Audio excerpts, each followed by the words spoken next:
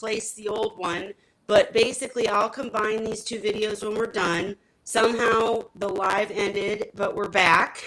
Hopefully you can find us again. Holly, you're going to have to start everything you just said again. Yeah, going back.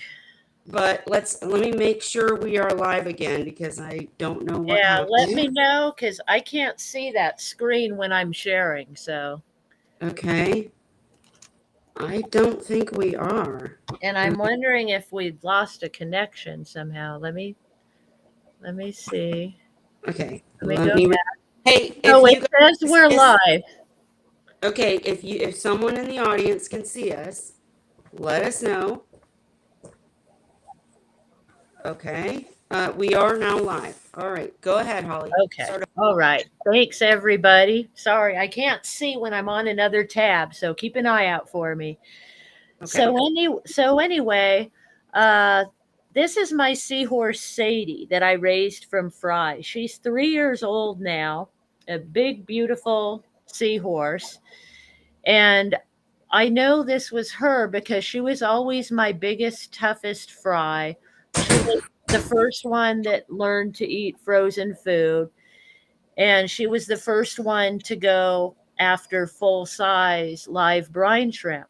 So this is the first time that I added full-size live brine shrimp to my fry tank. And I want to say she was probably about 3 weeks here, maybe 4 weeks. So this is a video of her hunting her prey. So here we go.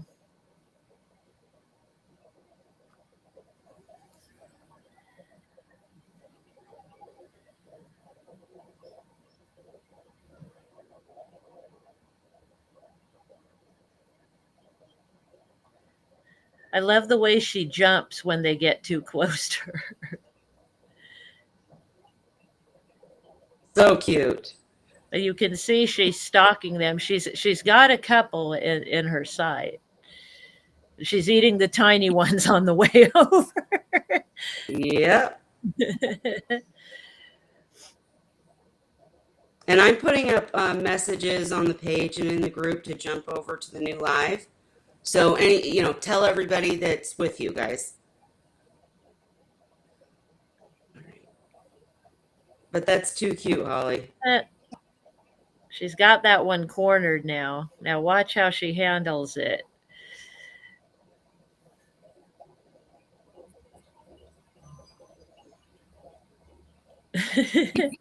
She's still not sure of it.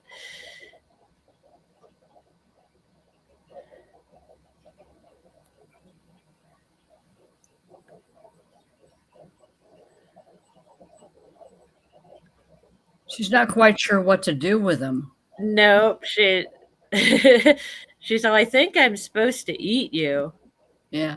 It's more like, and I think I can. Yeah. Now watch how she does it, though. She injures it first. Oh, yeah. Then she tackles it like a dog. Shakes it around. She's like, That's got you perseverance. Yeah. Look, it's still struggling with her. Yeah, and she ends up eating it, but she had to spit it out. I think like 3 times. Like she'll suck it in and then spit it back out. Mm-hmm. Look at her carrying it around like her prize. Up, she just got halfway down. Up, she's not used to seeing quite that big. Nope. And if these videos appear too jerky, so you guys can't see it clearly, they're also posted in the group. Don't forget. Yeah. But they're too cute. Look, he's still struggling. Well, you'll notice she'll suck it down and then spit it back out. She does that a few times till she can get it down. So you can see there comes some more, but she ends up eating it. But and Holly, is this a seahorse that ended up living a long life? Yeah, this is Sadie. This is my Sadie seahorse. So she's my great big female. And like I said, it took me a while clear until she was adult to look back on this video and figure out it was her. Yeah. But the way I know it's her is because she was always my biggest, Right. healthiest fry. Yeah. And she was actually kind of a bully, which is funny to me now because she's so sweet and dainty and demure now. See, but here's the thing. Here's Here's the thing is that she was trying to get her siblings, look, buck up, get strong, survive. That's why she's a bully as a fry. That's my thoughts. Yeah. So look at Goodness. it out again. I mean, it's as big as her head. It is as big as her head. Oh, there she got it. Look. Yep. She's kind of swallowing it. Yeah. She's savoring. Okay. She's just savoring. Yeah. That's a really good video. Holly, you should save that video because I'm making a video showing the details of a snick. And that's great showing her. The way Cheryl, what's it called? The part that triggers back? What's it called? Now what? What's the trigger called? When It's called a trigger. Oh, okay. Well, then the trigger. Okay. All right. That's it's actually the hyoid bone that retracts, that basically causes the jaw to rotate when they're preparing for a snick. Gotcha. And then the quick release is when they release the hyoid bone and it snaps back into place, and that creates the suction for them to swallow. Well, you'll have to say that again when I play my video. All right, Holly, tell us what we're seeing. All right. So here we've got that same batch of fried. And once again, there's Sadie. That's Sadie. Got her sibling's snout. Yeah. So you can't eat now, so I get all the food. Okay, now really though, Cheryl and Ray, do you guys think this is Sadie trying to abuse or keep her sibling from eating? Or is it Sadie just not even looking behind her and hitching to something that's hitchable? I think she thinks this to is just grab onto whatever they can. Yeah, that's my thoughts. Cheryl, what were you saying?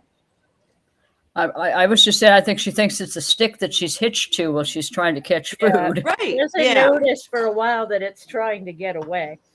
But it's funny, Holly, that we as mamas are like, hey, you're being a bully. It's like, no, Right. she's just being a seahorse. Anyways, go ahead. Sorry. Right.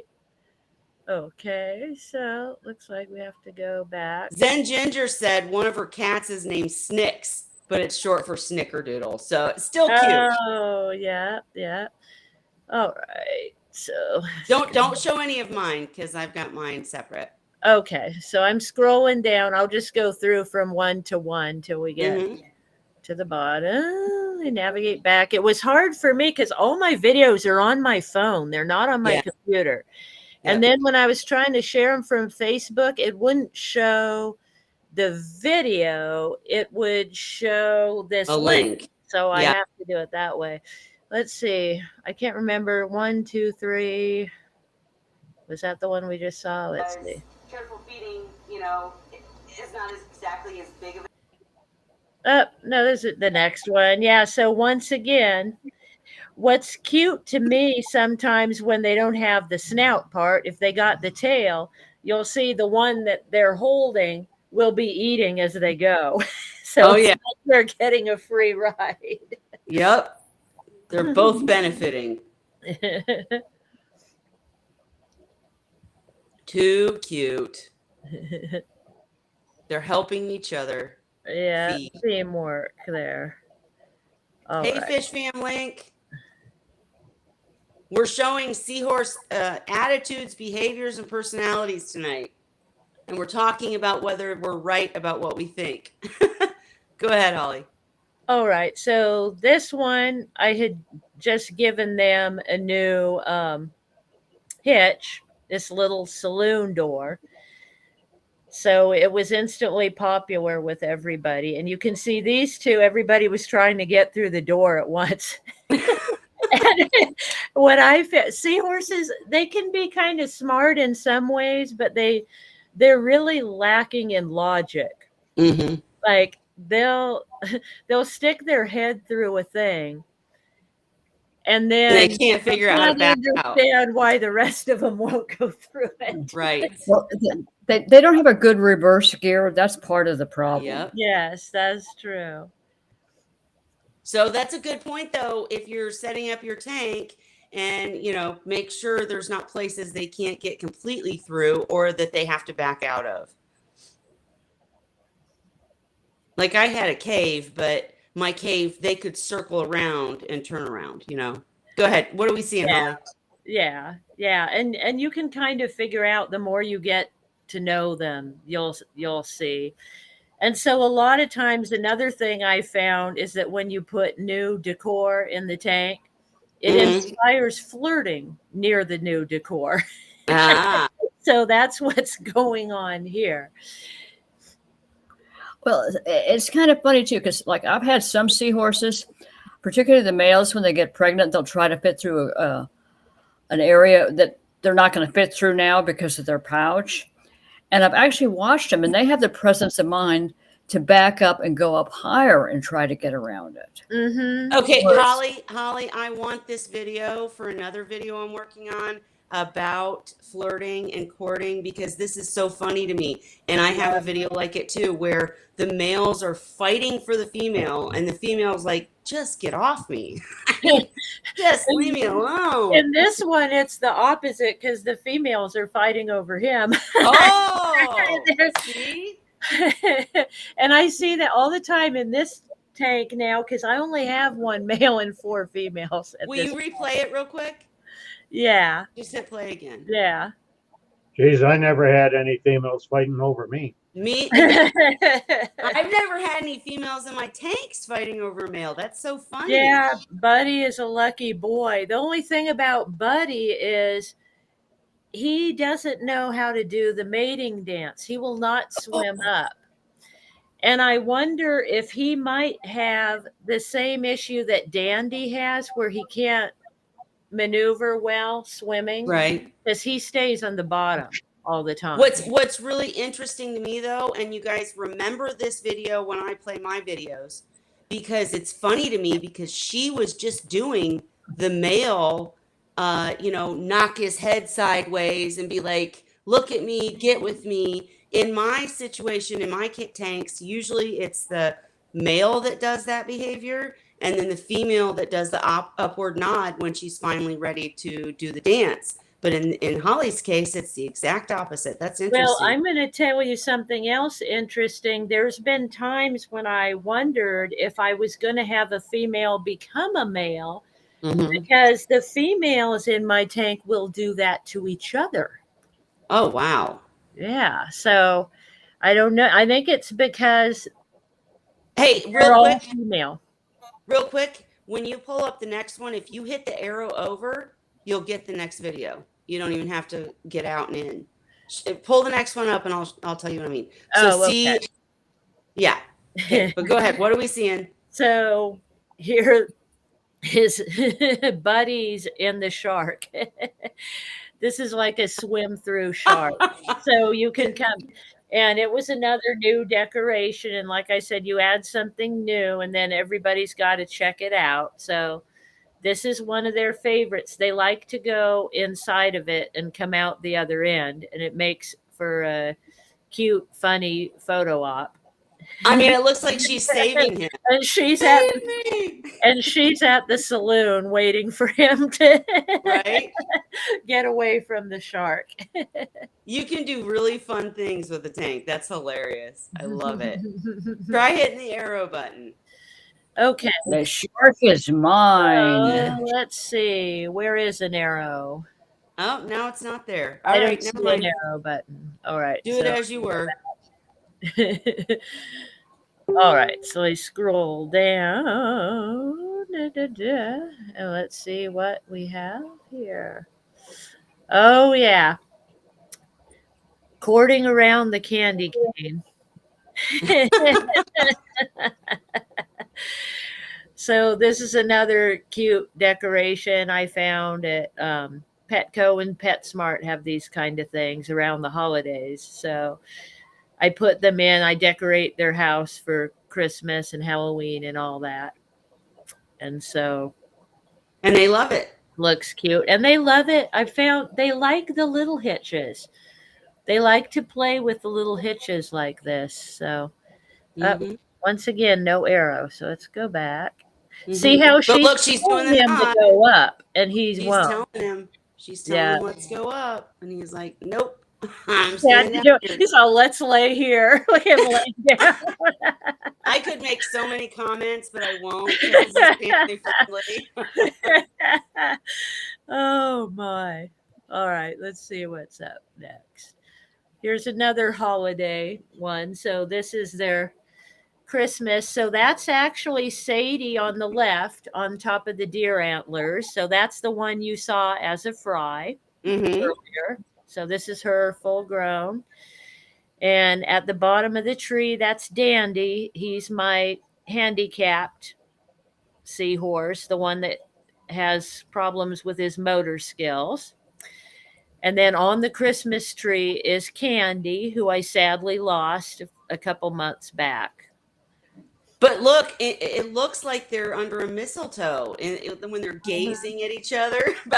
No, they are enjoying. Like I said, they like. I've found They're no like, matter. look at my new decorations. Yeah, look at this. What can we do here? It inspires flirting every time. So, Mhm. so I don't know, but they seem to like it.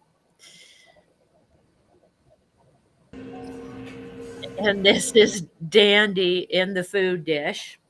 Oh Lord. And I was using at this time, I could see it's a soap dish. And over the holes, I glued down a piece of acrylic Ah, yeah, good idea. over the top so stuff doesn't fall through the holes. And Dandy's just sitting in the food enjoying a meal. And at this point, he can't swim up to a feeding station anymore. So I feed him in a little shell on the ground.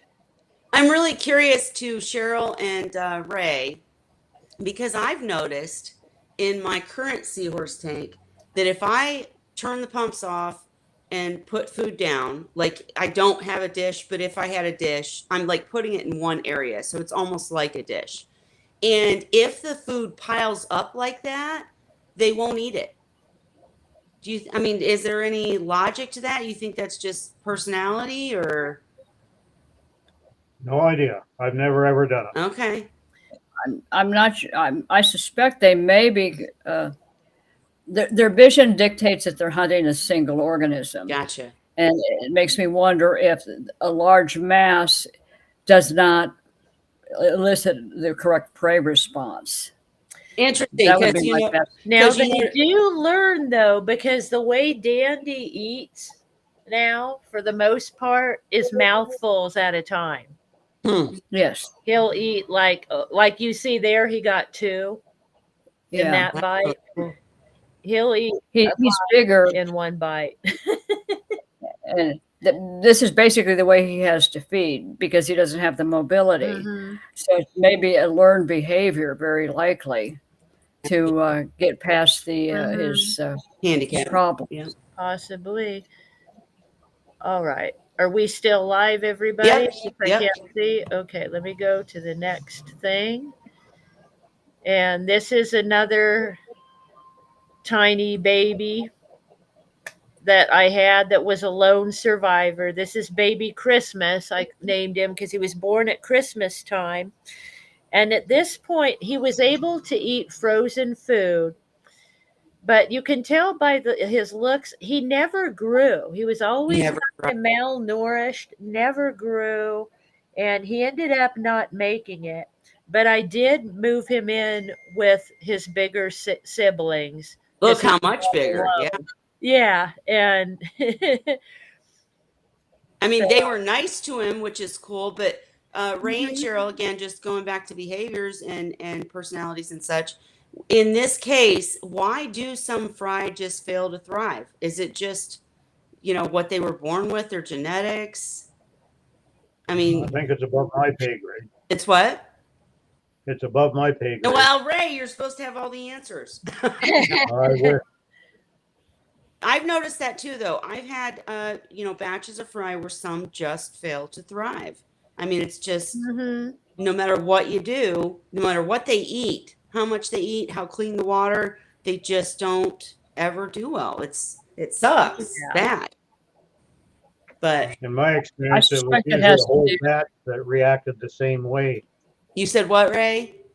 In my experience, it would be, I'd get a batch and the whole batch would be like that. Yeah. If I had a good batch, I didn't seem to have ones like that that didn't thrive too well. Gotcha. There are always ones that you have to cull. Well, I was gonna Uh, say, in my scenarios, usually the times that I had more fry that failed to thrive was when the seahorses were younger, right? So as they Well, get and older, interestingly enough, Kelly, that was the case because my male that had these fry, all my batches, he started at 6 months old and had all his batches within the first year. And then I lost him when he was roughly, I want to say, a year and 3 or 4 months old. And none of my batches, other than the ones I called the teenies, which yours came from, right? none of them had very many survivors. In the end, I had 5 in Sadie's batch. And then Scrappy Doo, who grew big and healthy, he was the lone survivor of his batch. And then I had that other one you just saw, Baby Christmas. He was the lone survivor of his batch. And he made it to a few months old, but he never got bigger. Yeah, I think it has something to do with the parents and just genetics, and yeah. Mm-hmm. Yeah, a lot of it too. This is one of the reasons most commercial breeders wait until the adults are at least 2 to 3. Some of them wait until they're 4 or 5 to really start worrying about raising the fry, because the fry they're producing are typically, the younger pairs are typically smaller and have a lower survivorship. And that seems to be pretty normal. Again, it varies by the pair though, so it's not etched in stone. It's just more common to have more problems Sure. with fry from a younger pair. Holly, what are we looking at? And so you had posted, I think, the question, do your seahorses share food or do they fight over it? So I posted an example. I've seen seahorses fight over food also, but this is Dandy and Sadie sharing a meal just a few days ago. Hmm. And they're the only ones left in that tank. There's the 2 of them. And remember, Dandy's handicapped, so that's why I use that little dish. He eats out of those little shell dishes, and Sadie often comes to join him. Plus, she's got a feeding station that she can swim up to, and she eats there as well. But she's nicer to him anyways, right? I mean, she's Yeah, nice to him. So Cheryl and Ray, generally, but I've also seen here she does something funny. She'll start here and help him with his meal, and then when his meal is finished, she'll go to the feeding station and want more I get that. I get she's smart. or But she'll Cheryl and have me put food in the feeding station and then come here and eat this food and then go back to the feeding station and eat her food that he can't get to. She's got you wrapped around her tail. Mm-hmm. They do. exactly, and that was my question, Cheryl and Ray, is did your seahorses share dishes or share food like that? I have a video coming up where they both 2 seahorses go after the same piece of food, and then you can tell the other one's pissed that the other one got it. Sorry, my kids are making noise in the background. But Cheryl, did your seahorses eat nicely with each other? Just depend on how many there were in the tank. It varies somewhat by species. But some of the Erectus, I've always called them the big bombers. because they tend to bomb each other, Yep. particularly over food, compared to like tiger tails, Hippocampus combs. They're rock crawlers, and each species is a little different.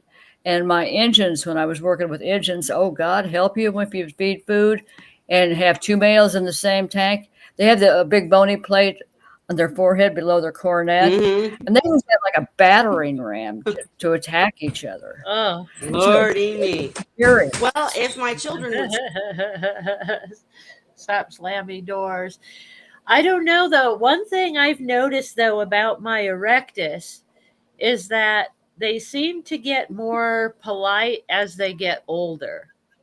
They Oh. mellow. They mellow out, but when they were juveniles, and I've got more videos of where they're like a bunch of snakes writhing and strangling each other and fighting over the food, and like Kelly said, some of them they'll get upset, somebody will get whacked in the face or whatever, and they act offended and swim away, and They do.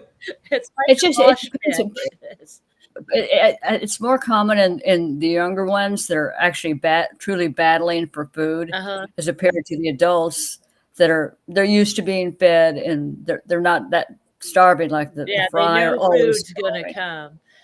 Yeah, fry are They always said starving. Sadie was an out and out bully, it seemed, when she was a fry. Yeah. She's a sweetheart. But yeah, she was always my biggest, healthiest one. And that's why I kept her. And out of that first batch, I had 5 survivors. I kept her, and I sold the other 4 to an aquarium place a couple hours away. And as far as I know, they made it through their experience at the aquarium store. They all got sold and found homes. I don't know what happened to them after that, but I still have Sadie. She just turned 3 years old, and Yeah. she's a big, healthy seahorse. So all that eating and bullying, I guess, paid off. I guess. The thing is, too, if you have multiples in a tank, as they get older, they will have already established their dominance hierarchy, and they know who not to mess with, and they know who to get out of the way, and they know who they can intimidate. You know what, though? Here's the thing, though, Cheryl. I didn't include this video, and I'm going to start my videos now, but I didn't include this video in the videos I made, but I do have a video where the big, huge male of the tank gets overrun by a younger, sprightlier male, and the younger, sprightlier male steals the girl. So you just never know. Okay, real quick, I'm going to start these. Full disclosure, this first video is not my seahorses. These are seahorses that I got from an online thing that I do for video editing, and they were just free. But I saw some behaviors here, and I thought we'd just look at them, talk about them. So one of the things that Chris Carey and I think, or maybe it was Ray and I, someone and I talked about is whether or not they curl their tails to swim downward. And they can swim downward without the curled tail, but do you guys typically see them curl their tail to swim down? I want to say yes. And while we're sitting here, I'll have to watch and see if I see somebody swimming and see if they do that. Because honestly, I don't pay that much attention, but I do know when I see Sadie swimming, she almost always keeps her tail curled. Oops. And she looks beautiful and dainty, gliding through the water. And yeah, she'll have her tail perfectly curled and just looks like you would expect a seahorse to look. Well, I just think, like, Cheryl, what other reason does a seahorse have to curl their tail? I think it's movement. It is. If they're like in a hurry to get somewhere, if you watch them, they'll typically curl their tail up, get it out of the way. They also bow their head, I've noticed. Tuck their bodies. Go faster. They tuck up like a ball. Yep. Yeah. And it depends on what they're doing. If you watch them when they're going into getting close to a hitch, that's when they really extend the tail to get a hold of the hitch. Makes sense. All right. And this was the next one. I'm trying to see why I found it interesting. Okay, these are either Barbori or Hystrix. I'm guessing Barbori.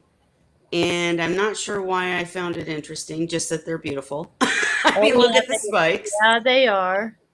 and But yeah, just how they're all they. sitting together. Well, look how they're acting towards each other. That's probably Well, and I was going to say too, let me kind of back up a little bit if I'm able. Barbori, I remember why I they're put this video slow in. moving.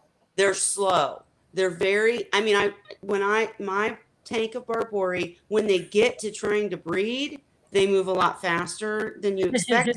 But in general, they're just not as active as Erectus. So this is just showing the difference in species where Mhm. you saw Holly's seahorses all over, constantly moving. These guys really kind of just chill. They're just, they're cool with chilling. Yeah, Look it's almost around. looking like she's gonna flirt, but she's so slow about it. You can't tell if Yeah, she. let me go back to the very beginning here, if I can. There we go. All right. Yeah, see, she's like, hey, hi, look at me. Yeah, Hi. Okay. All right. I guess we're done. I think that's and it. the other one's looking Yep.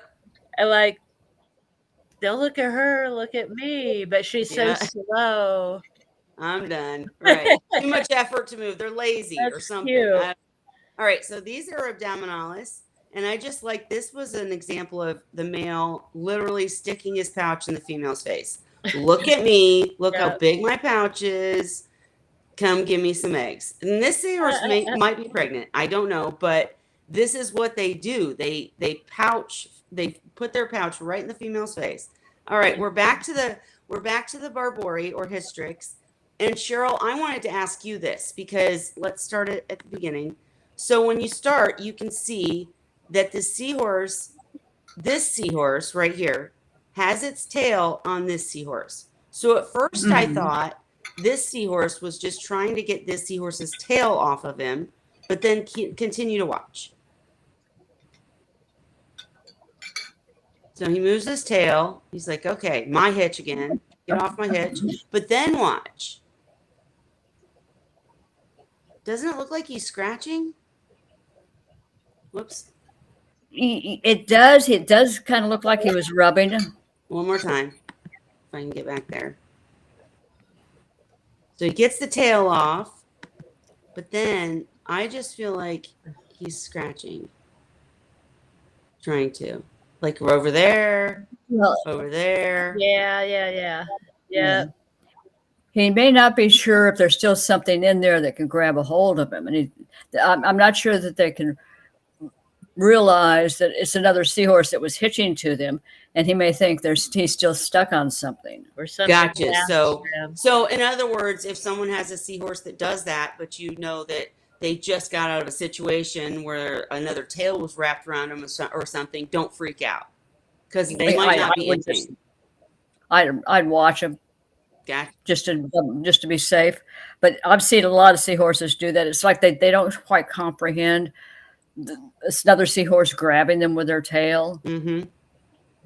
Okay, well then we're on to my videos, but guys, it's going to look funny because I'm going to have to jump to my Facebook page because I'm not running the channel right now. But I'm going to see if this works, so let's just see if it does. Let's see. I want to go here, and we'll go to the top. See, I got lots to share, but they're all quick. They're all like 10 seconds or 15 seconds or less. Hang on. Let me get up here. All right, so this first one, now did it get big for you guys? Yeah. Okay, so this first one is the trigger, I think. Let me see, let me start it over. Look at that. Is that not a perfect trigger video? Yeah. I mean, come on, you see it perfect. And it's so cool to see the Seahorse. skin between. So that was the point of that one.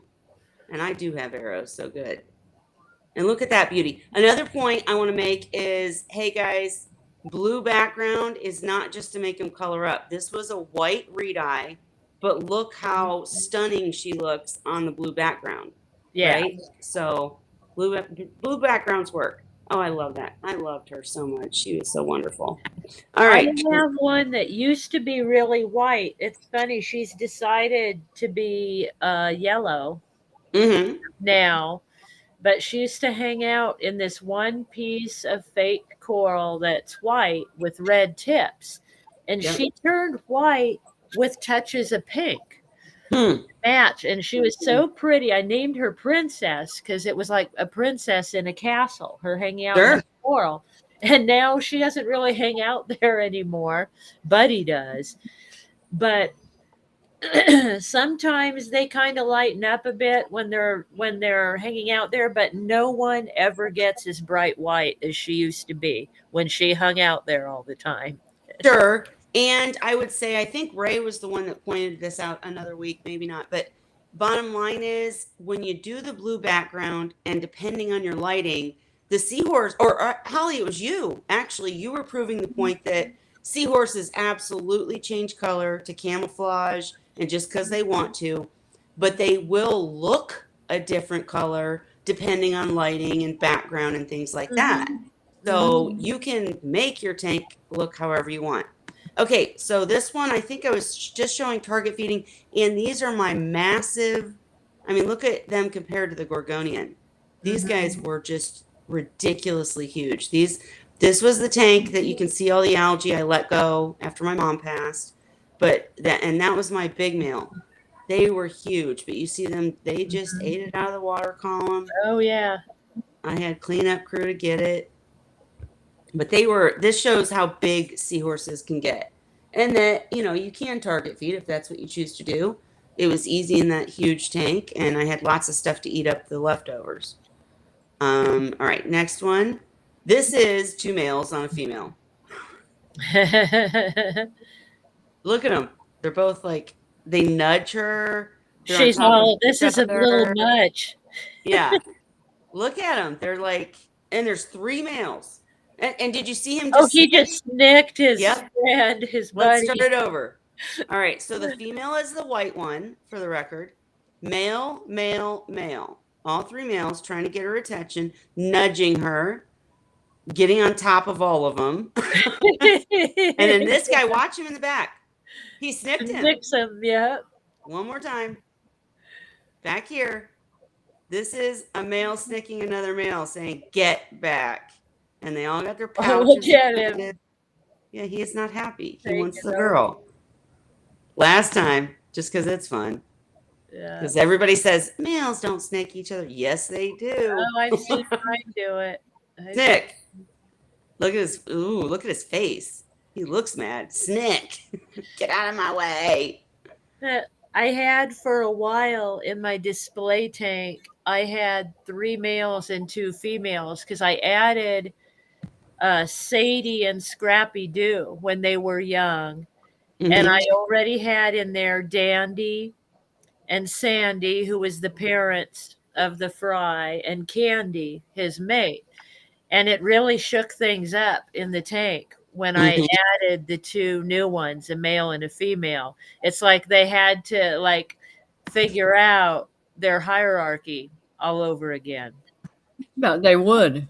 Exactly. Well, and this was not a case It's of running hierarchy, themselves. though. This was not new. They'd all been together. It's just that it became time to mate, and they all wanted the girls. And there was multiple girls. It was ridiculous. But you see, he does get his way. He gets next to the girl. The guy moved over. He snicked him enough that he got closer to the girl. And they're just ridiculous. And she's like, I want out of here. I doubt he got. Oh, I he doubt snicked he got. her. Yeah, Did I you see doubt. that? Yeah. I Was he might have sticking done her that or the guy? too. Hang on. Yeah, No, he's he was snicking Did you see him? between the 2 of He's snicking them. He's snicking the guy. Watch. He snicks the guy, them. but Yeah. he ends up snicking her too. Yeah, he was trying to get between them, so he just Yep. kind of snicked in the middle. It's almost like he got both of them. Like, hi, pretty. Watch this. I'm a Oh, he badass. snicked Oh, her. whoops. Yeah, No, he's and snicking him. him. He He's did snicking both him. of them. First her and then him, because Oh, to that's- fight his way between.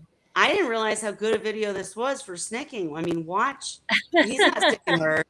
He's like, it's him. It's like, get out, move it. They will do that. And it doesn't feel good. It's like a, ooh. That one left, straight up left. Yeah. But on So- the other hand, I doubt she ended up dancing with him. Nope, that male never got eggs. He was a bully. Never. So last time, then we'll move on. But I didn't realize I could have. I'm like, oh wow, I did good on this video Oh, because yeah. this is a perfect example of snicking. Yeah. So watch your males. Not that it matters. Nobody's getting hurt. They don't get hurt, but Yeah. they figure it out eventually. Mine did, you know. And that was a things hybrid. calm down. And I think that's why none of the girls would give him eggs. That was my Erectus reedi hybrid. And he just, none of the girls wanted him. I don't know why. Maybe they knew he was not able to carry correctly. I don't know. Either Ooh, that look or at Oh, that. were they all hybrids? No, just the mean male. The mean Uh. male is a hybrid. The rest are Erectus. All right, next video. I think this was just me showing the whole pouch in your face Oh, thing. yeah. Pouch in your face. Look how Little big it pouch. is, mama. Again, the hybrid. He wanted eggs so bad. And we've had discussions about hybrids, whether or not they can carry, whether or not they can reproduce. And none of my females would give him eggs. Ever. He tried, as you can see. Aw, poor little guy. He tries so hard. I know, right? All right, next video. Nope, I guess I did it twice. Oh, I think I was showing the tail wrapping. He was not playing. Oh, he's got her. Yeah. He was like, "You're not leaving. You're not Look getting at my away." pouch. Look at my pouch, dang it. Look how big it is. And look how poofy it is. Woo, it's so pretty." And he was not letting her go. And this was the female that constantly mated with my main huge male. And she was like, "No, I got a bow." She's Thank all, you. I got one. Yep. He said, "Look how pretty I am, though." Nope. All right. Okay, this is for something else, but kind of cool. Just seeing a gorgonian open up. I had it in wow. close up. And how much they love the flow. Okay, moving on. That was for something else. I just sent it. All right, another tail riding video. Yeah. And just how and if there's not a hitch, they'll hitch to each other. This is my 90 gallon with all the adolescents in it. Right on, cowboy. And they sure will.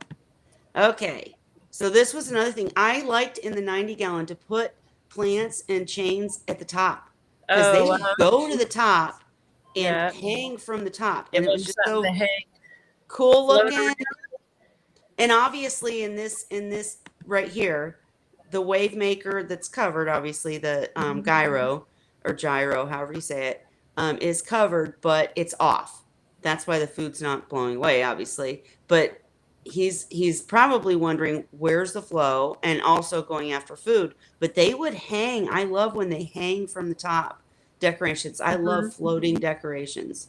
So that's what I was showing here. Now, do you let the decorations float around the tank or do you anchor them? Nope, they float at the top. That's cool. Free ride too. When I had a macro tank, I let Codium float at the top. And I've got videos of that too. Not today, but I've got videos of seahorses hitching to the Codium and floating around the tank. So cool. Have to say goodnight to Ray. He's signing out. Oh, sorry, Ray. We're Night, talking too Ray. much about our seahorses. Sorry. Well, he's got his little dog that he's caring for. So I know, and we need to next week. Remind me, we got to get an update from Ray about the dog for sure. But this guy, I don't know why I was showing him. Oh, I do know. All right, so sometimes you get to see. This is in the same tank that I just showed you, with seahorses hanging from the top and all over the tank on top of each other. And this guy was just antisocial. He didn't like other seahorses, and he didn't like me. And I mean, there was no reason for it. But even when I would feed, no matter what I was doing, this would be his attitude towards me.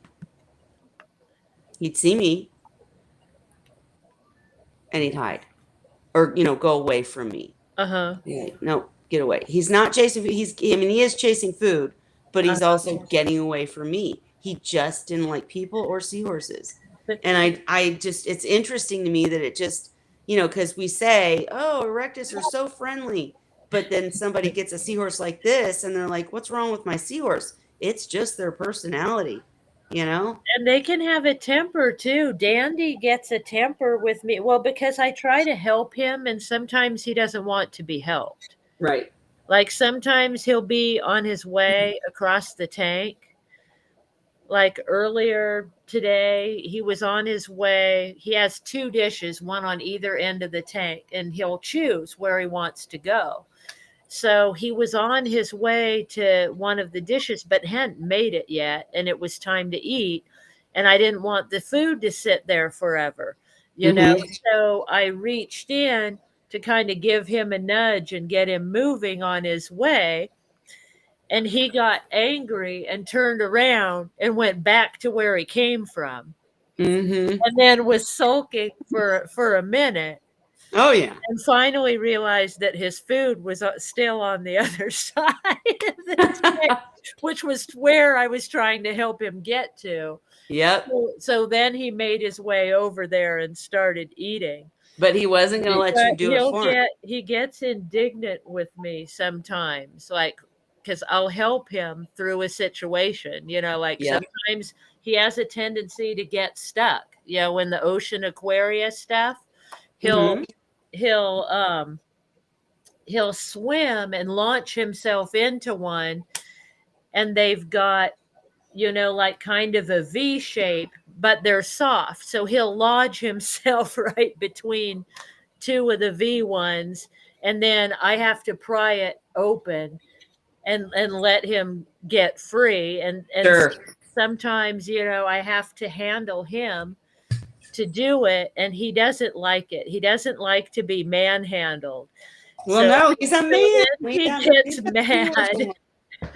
But okay, And then so he this, pouts. yep, they do pout for sure.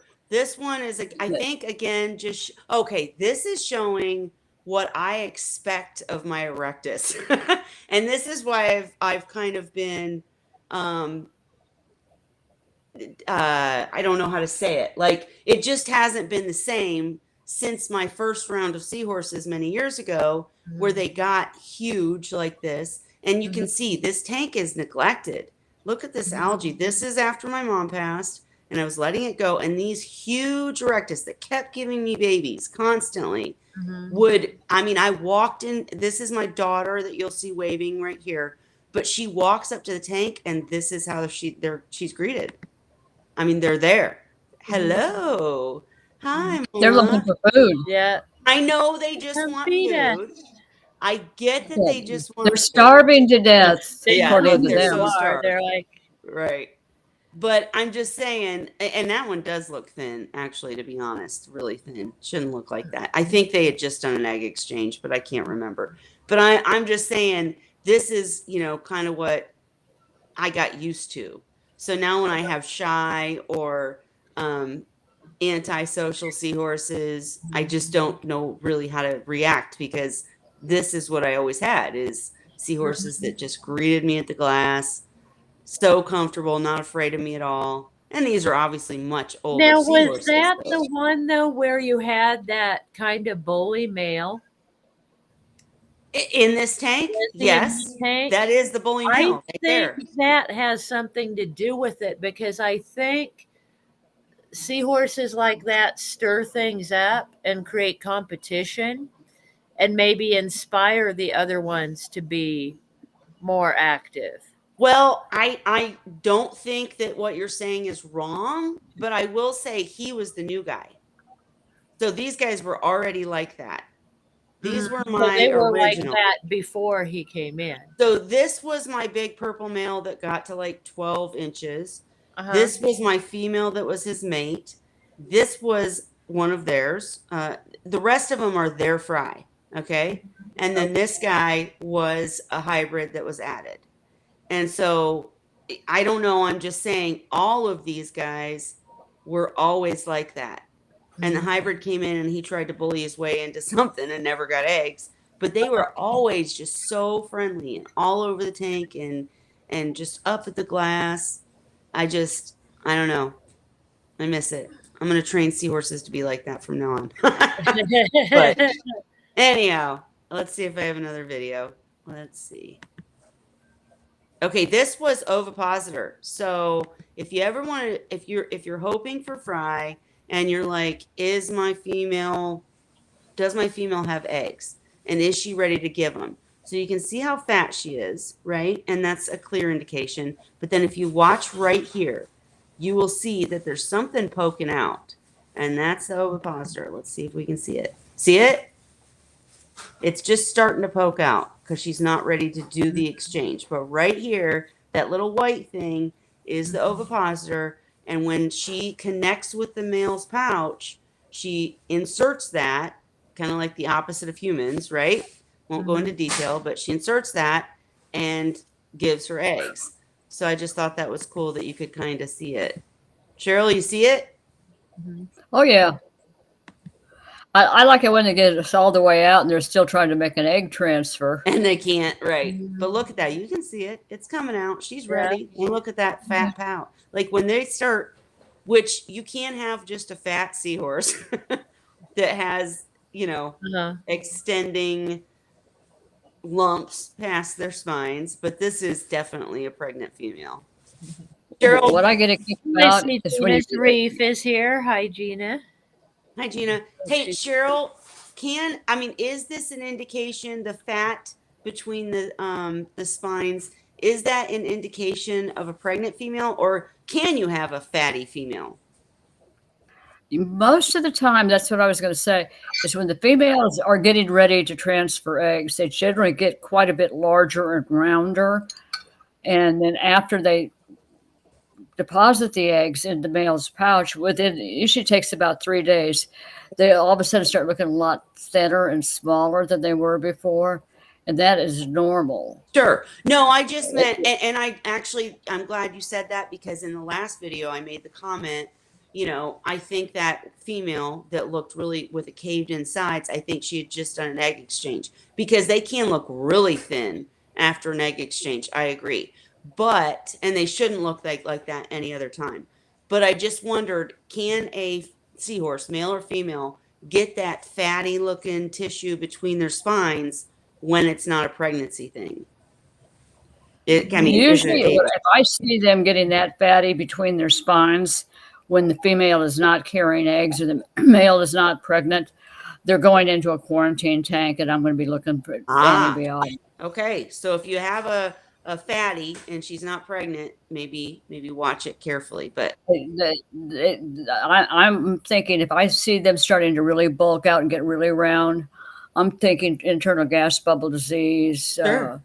Possible GI inflammation, something to that effect. But anyone who's got new seahorses, if you see your seahorse getting really fat, especially female, but you see her start looking like she's got something going on down here, that is likely that she's trying to do an egg transfer, and she's going to eventually poke out her little ovipositor, and that's what she gives the eggs with. Yeah. Now, will they do that even if no males are present? Like if you have a tank that's all female, will they still get like that? I don't know. I've never had a female tank. I have, but usually they don't do anything except swim around and act happy.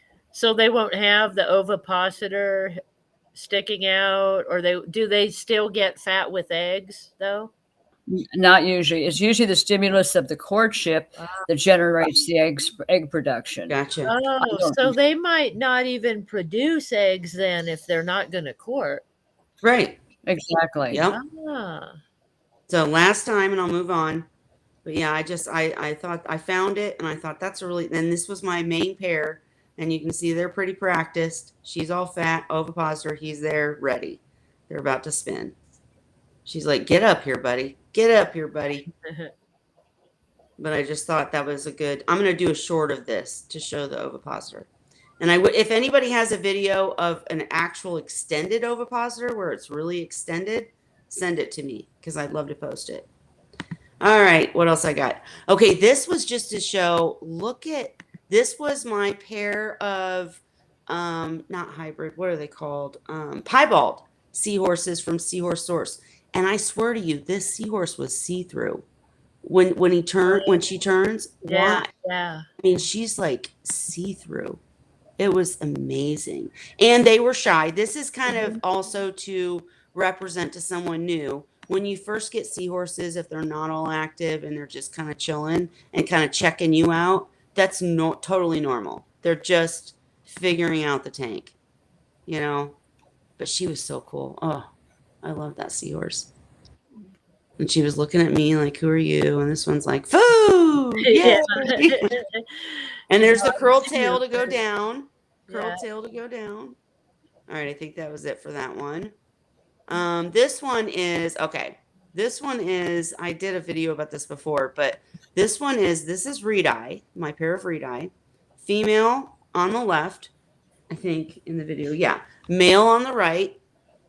And he is acting like he can't see her. And you can see his eye looking at her. He knows she's looking at him, and he's showing off. And well, you'll see how he acts. They show off, and they're like, "Wait a minute, don't go away. Look at me. Wait, look at me. Look." And he's pretending like he doesn't see her, but then being like, "Hey, get back here." I just love seahorse males. They're such idiots. And she's like, I'm done. You ain't gonna look at me. I'm done. I'm done. Yeah. All right. Just funny to see. The males definitely seem to contribute more to the early courtship, particularly with a new female. And the females are like, I'm not interested. Right. Sadie used to straight out Oh. hide when I first introduced her to the display tank. Both Dandy and Scrappy Doo and even Sandy were interested in her. And that's when she took to hiding in caves. She didn't want anything to do with that sport. See?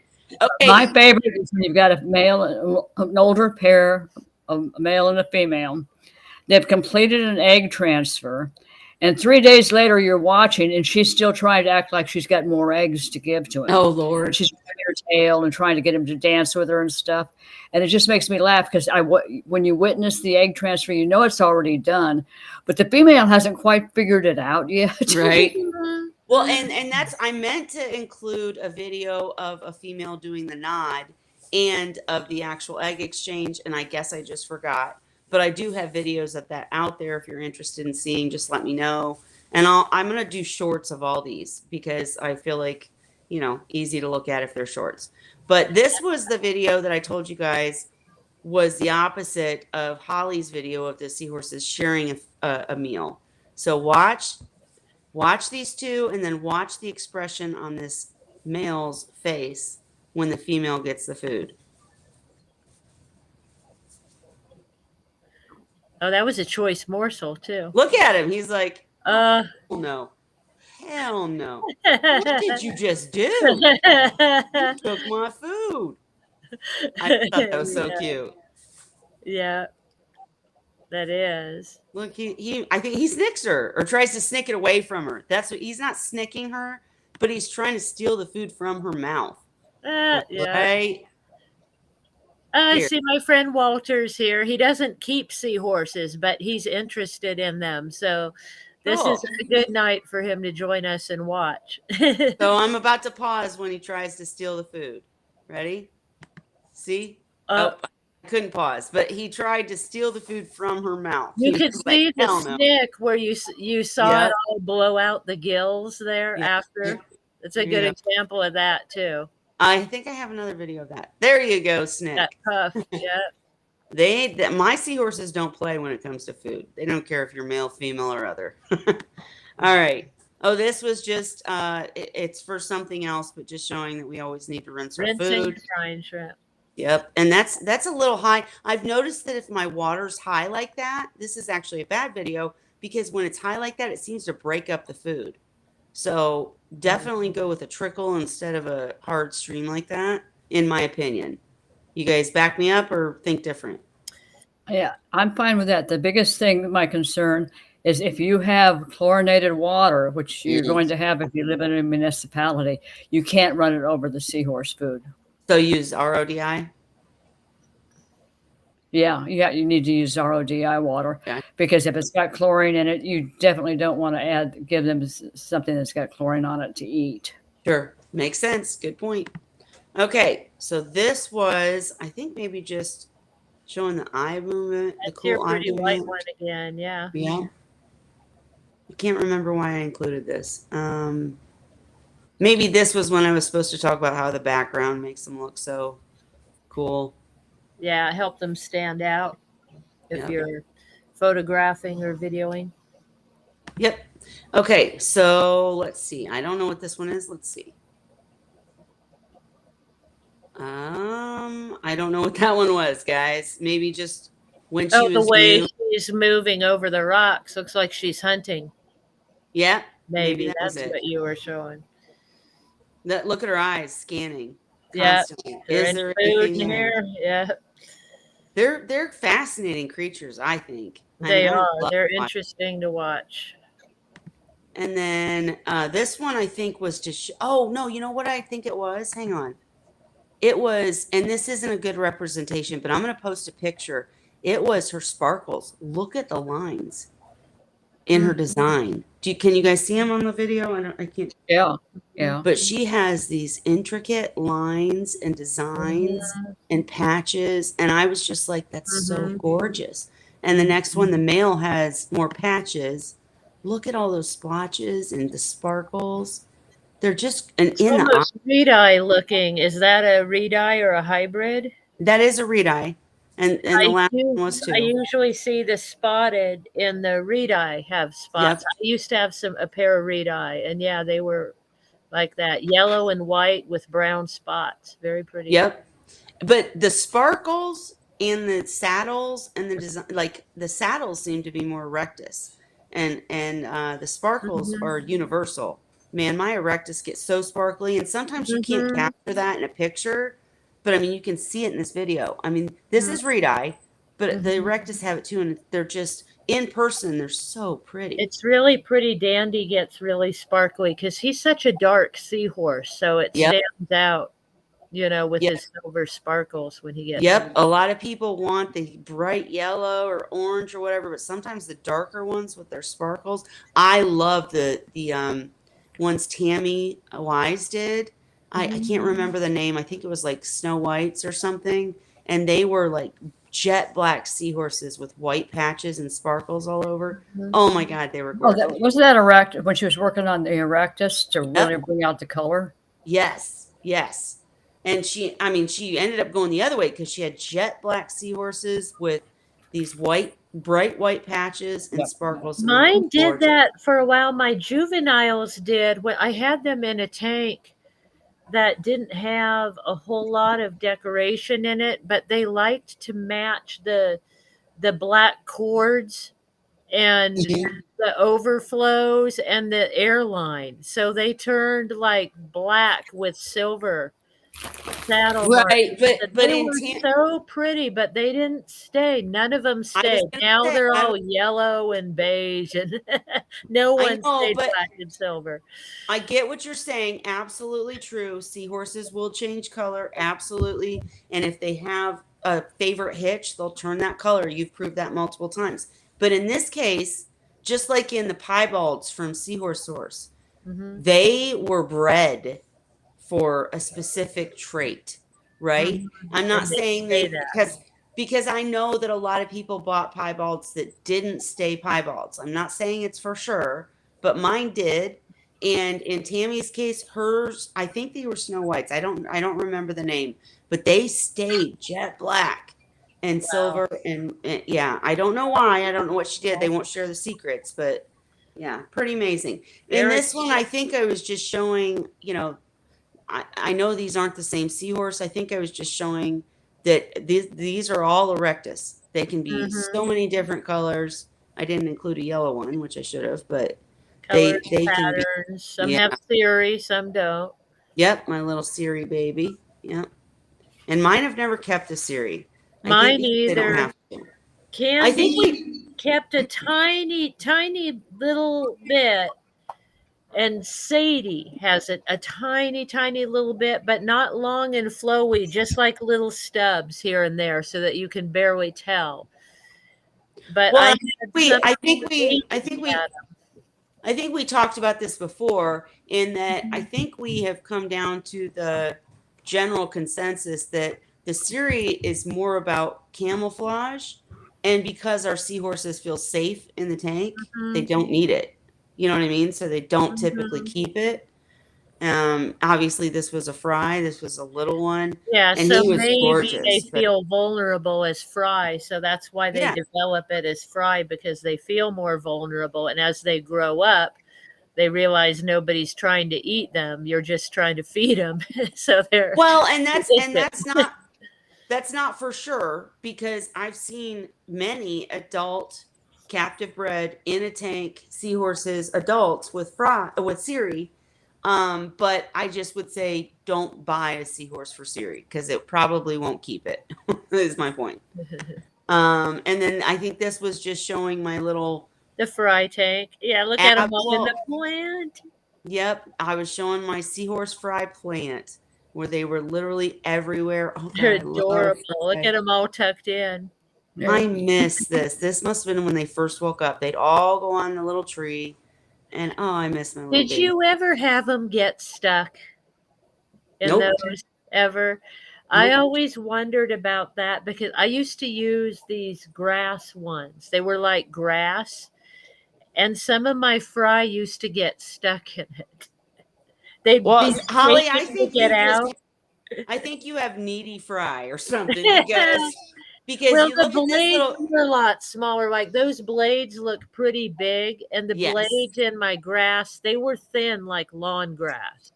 Well, and I'm So just maybe teasing you. that's why. I'm just teasing you. But look at the eye right there. There's a little fry deep down in there. Yeah, Right yeah. there. And yeah, no, they never got stuck and they loved that thing. Oh, I gotta have fry again. All right, that's it for my videos, but I'm curious to All anybody right. watching. Let me stop sharing here if I can. I can turn that one Nope, off. I got it. You got But it? I would just say I wonder like we did this just for fun tonight and again I didn't post the post until yesterday. The next time we do this, we want more of your seahorses so Yeah. that even if you can't come and be live with us, we can They're describe there. because you tell us their behaviors and talk about, is this common amongst the species? What do you think about this? And just to have a conversation where there's videos and pictures so it's interesting to someone who maybe isn't keeping seahorses or maybe wants to but hasn't yet to kind of learn what behaviors to expect. So I just want to know if you guys enjoyed this or if it was I've too got laggy or whatever. I've got one that I need to do. It's in multiple files, and it's the same pair, all back to back videos of a young Combs male who decided to start courting a Combs female, and they weren't even 6 months old. So he's inflating his pouch, and she kept going over and looking at him, looking side to side and looking at his pouch and getting interested. And he turned it kind of a bright orange color or bright orange, but he was actually yellow mostly. And and he finally kept pumping up more and pumping up more. Well, then he decided, okay, enough of this. And he swam over to her and started forcing her to move in circles, spitting with her. Hmm. She got annoyed several times, made him let go, swam off, swam back, kept looking at his pouch, and he kept doing this. And she finally got him mad at him, and she swam up and hitched to the top of his head. Yep.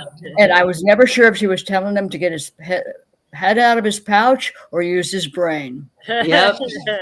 We need that video, Cheryl. But For what are you sure. showing?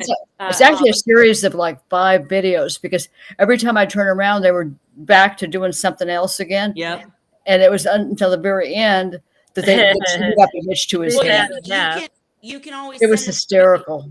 Well, I've got it on my computer somewhere. I'll have to find it. When you find it, you can send it to me in clips, and I can easily put it together in a smaller format so that we can share we it. can share it. Send Yeah. it to me. So what did Gina say, Holly? So I've Gina never has seen an it before. announcement. She says, for those who don't know, there's a fish event going on September 22nd through the 24th called the Keystone Clash, and it's in Morgantown, Pennsylvania. Mm. I think it will be mostly fresh water, but they are expanding the saltwater side. And she also said and more of us to be working there. So, awesome. So we need to go see Gina and go if we're see close Gina. to her. And I would say the more that us salties go to these freshwater conferences, the more it will expand because they know that there's a presence and that it will pay off to expand. So Zen just shared the link in the comment section. Holly, if you want to share that. Roll down now that I get there and see.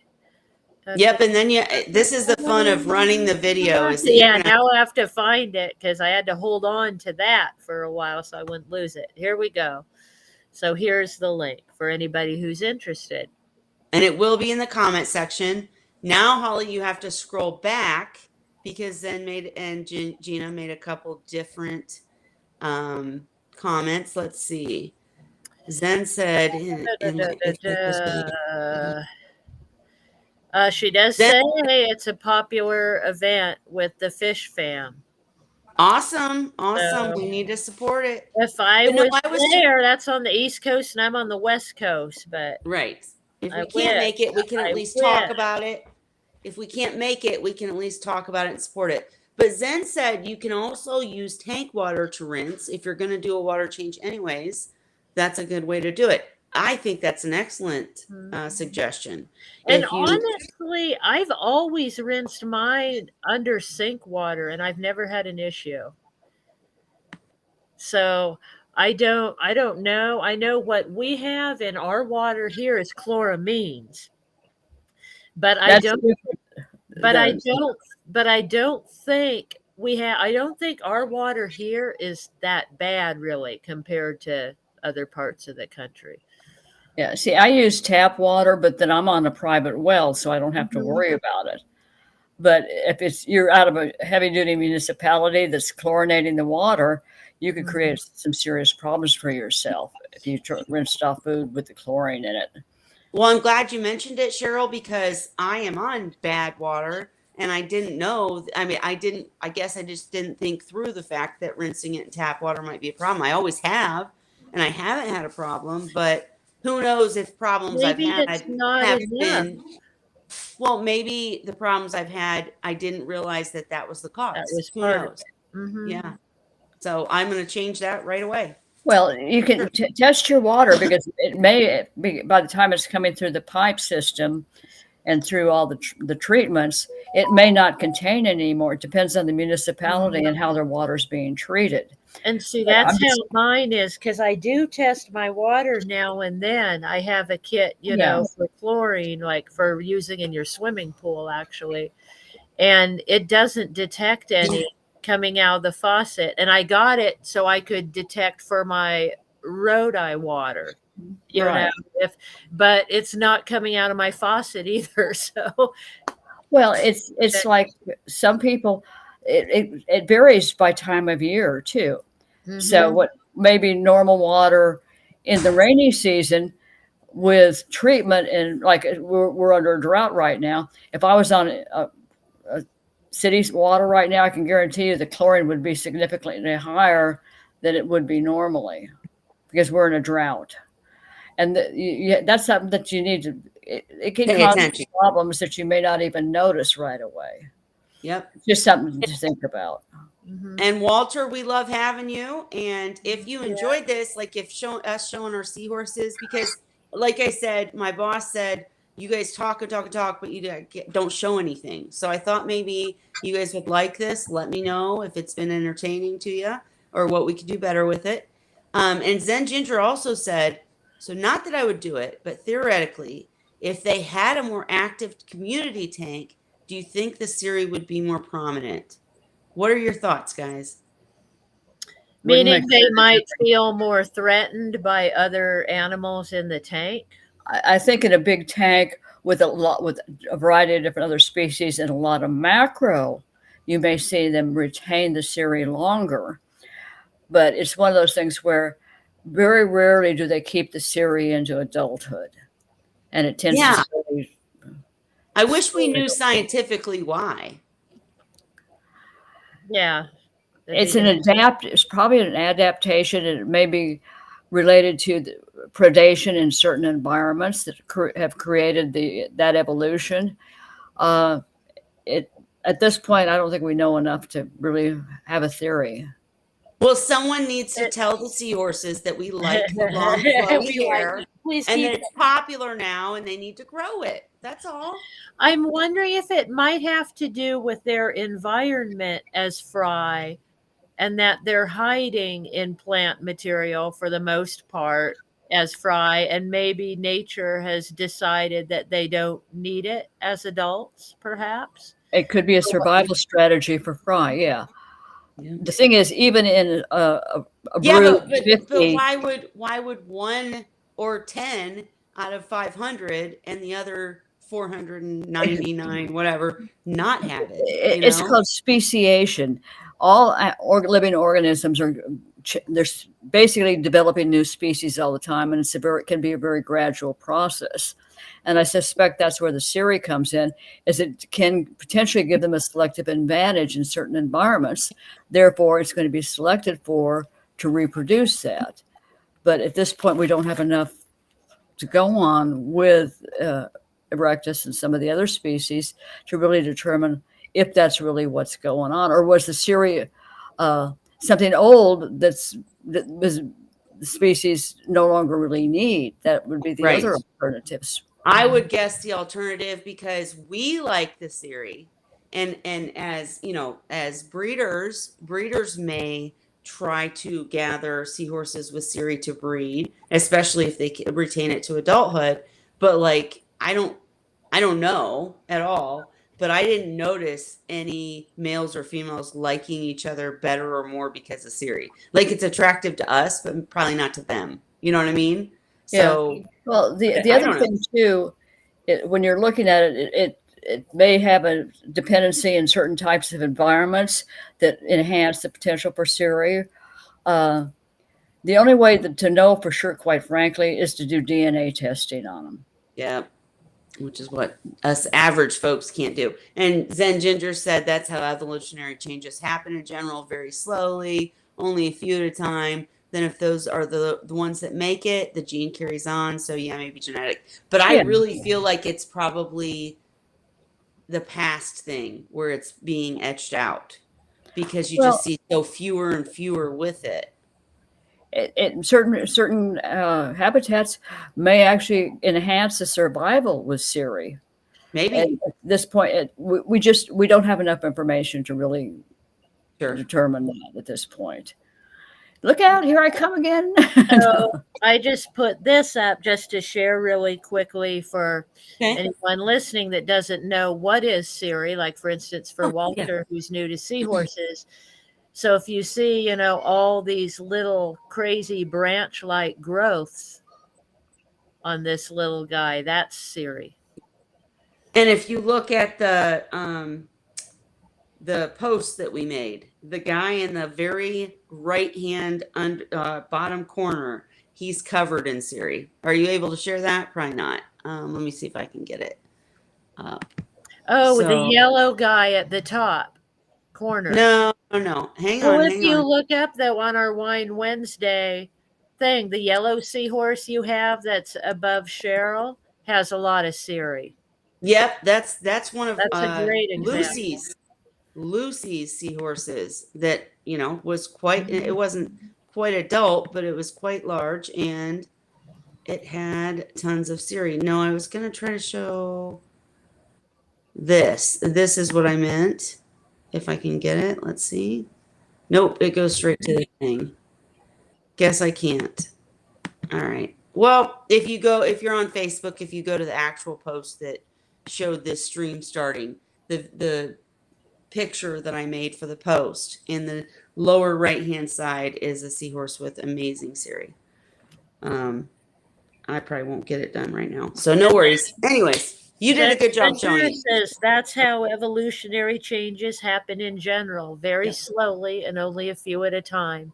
Then if those are the ones that make it, the gene carries on. So if it gives them what's called a selective advantage, then it would be tend to propagate, and you'd see more and more. If there is no selective advantage to them having Siri, it could eventually totally disappear. Well, and I we- noticed when we see videos of seahorses in the wild, a lot more times they'll have Siri there versus in the aquariums because I really feel like they think that they feel safe. They're raised in an aquarium environment. There isn't that much. There's no predation. There's Now, no threat. interesting in my experience because I had 5 batches of fry that I raised or attempted to raise. And the only one that had significant Siri was when the teenies came along, and there was a lot more of them. I ended up having 20 survivors in that batch. And that was the batch where they developed Siri. None of the other ones did, but there was only like 5 survivors, 1 survivor. You know what I'm saying?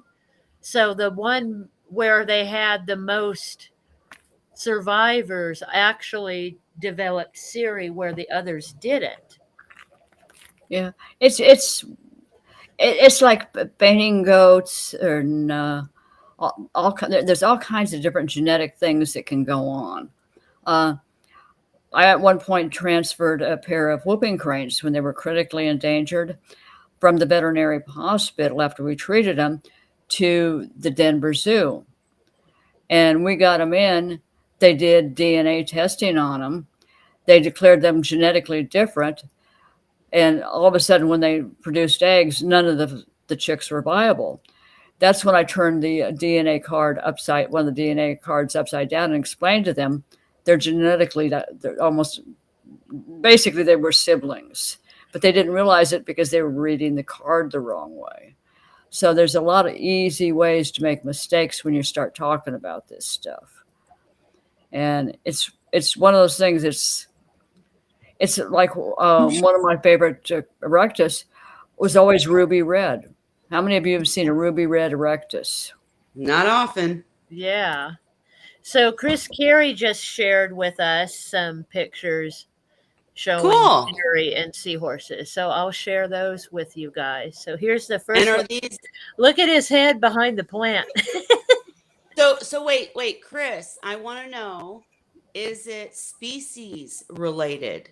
Like we're talking about it being genetic or based on predation or whatnot, but you're saying the breviceps have Siri off until adulthood. So is it species related?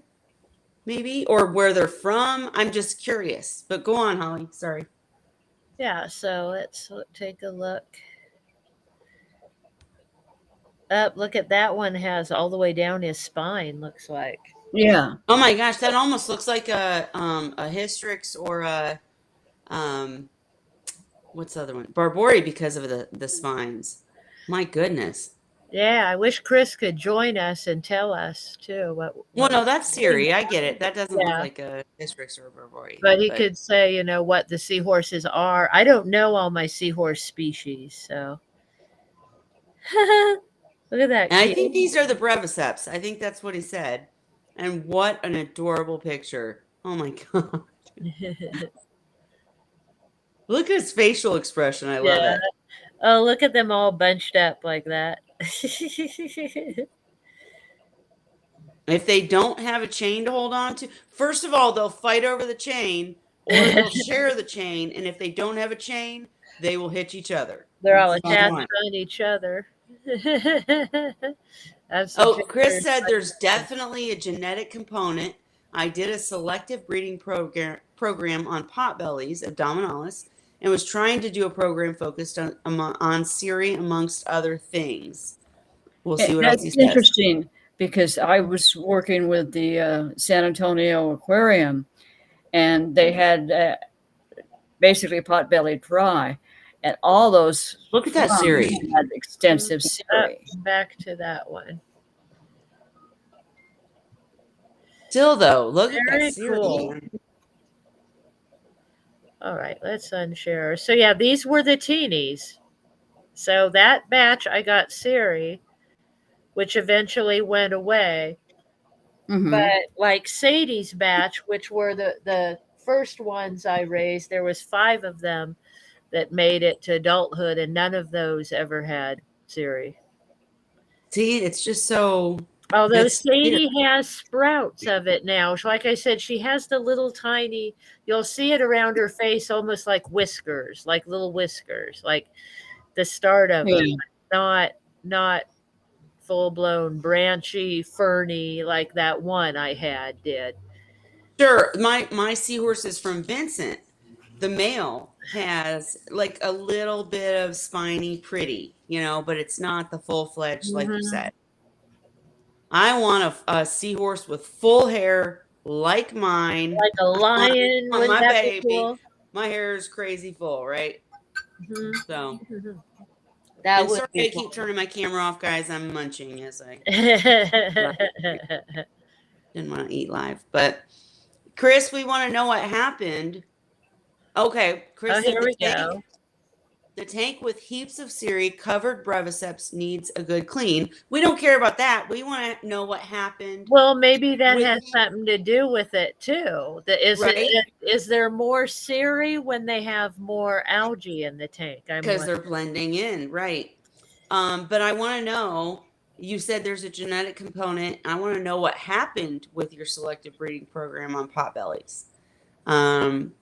What did you discover based on your program? That's what I want to know. Or maybe But it's a secret.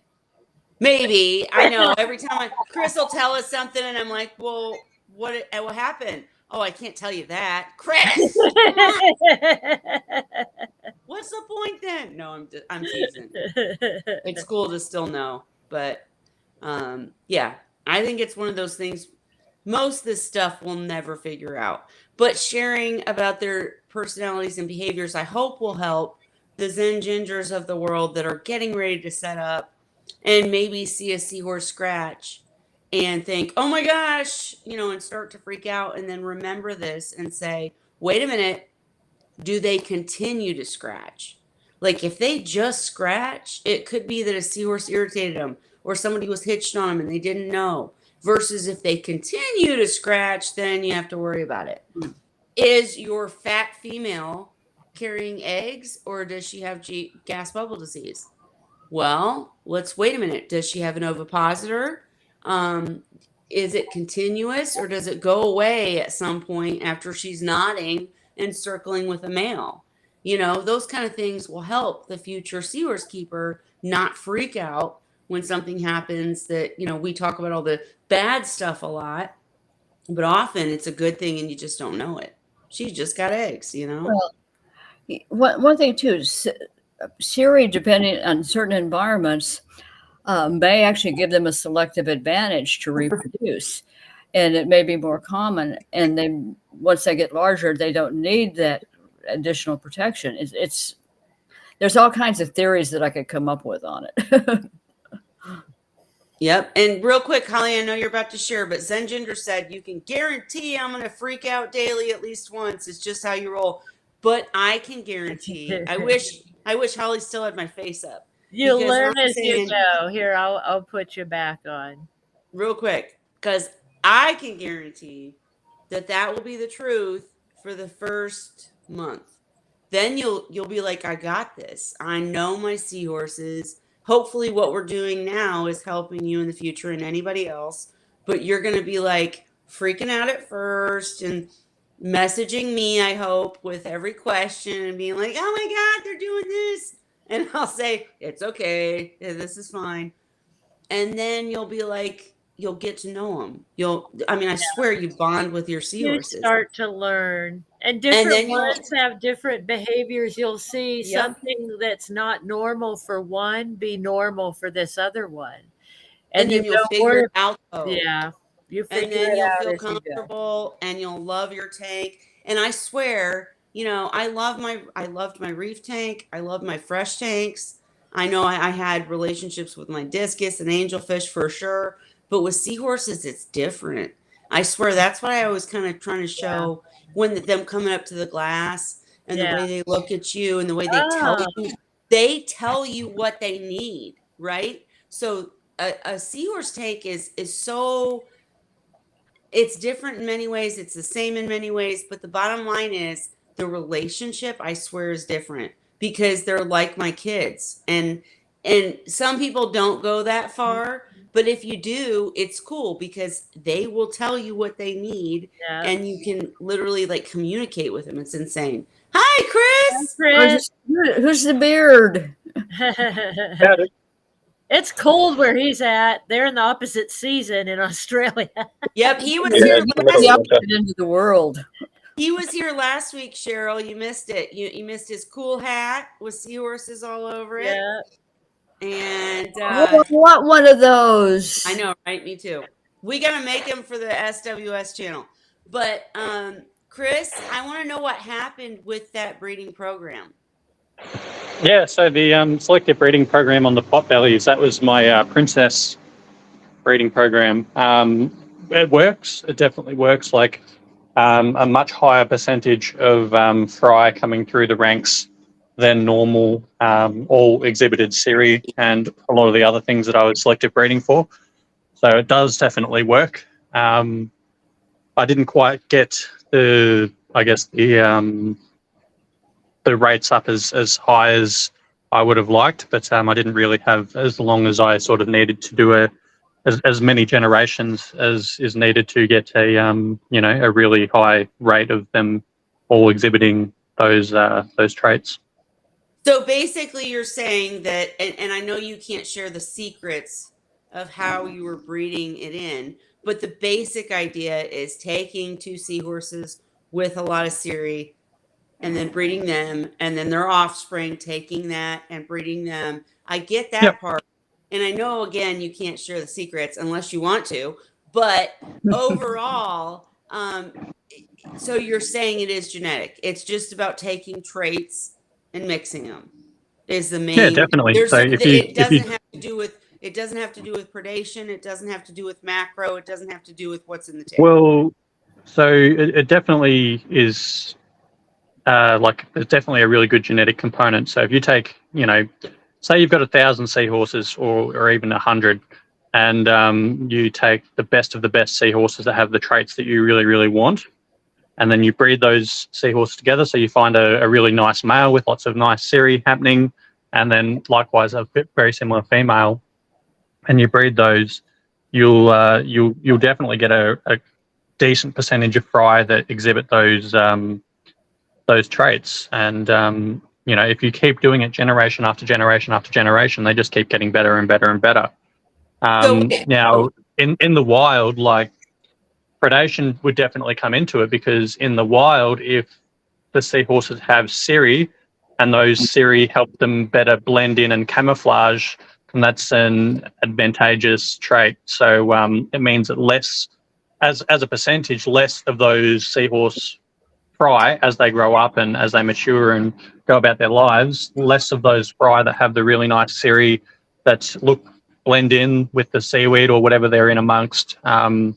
Less of those fry get taken by predators, means that more of those get to breed and move on to the next generation. And so that's how traits like that really get passed on in the wild.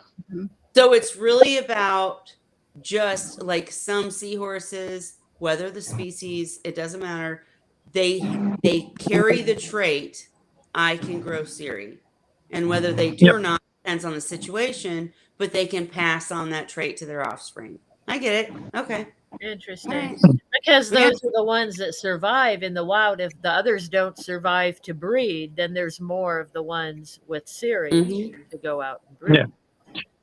Yep. So it's Very just like cool. nature dictating the breeding patterns and what is successful and what's not. But when you've got a facility, or you're breeding them yourself, and you're the one choosing who gets to go on and breed and who doesn't, as such, then you get to choose those traits, and it's just like Playing God? No. a little bit. Basically. It's like tiger tail seahorses, hippocampus combs. The first ones I got were wild caught and coming in from around Vietnam. And they were typically darker colored, with the females were lighter, but the males stayed fairly dark. When there was a big typhoon that wiped out the breeding ground, and then they were pulling them out of the Philippines, all of a sudden everybody was coming in yellow with brown brown marks on them. In other words, it was a reverse of the color that they were in Vietnam. And again, if it gives them a selective advantage, hey, it's going to stick. Mm-hmm. Yep, yep.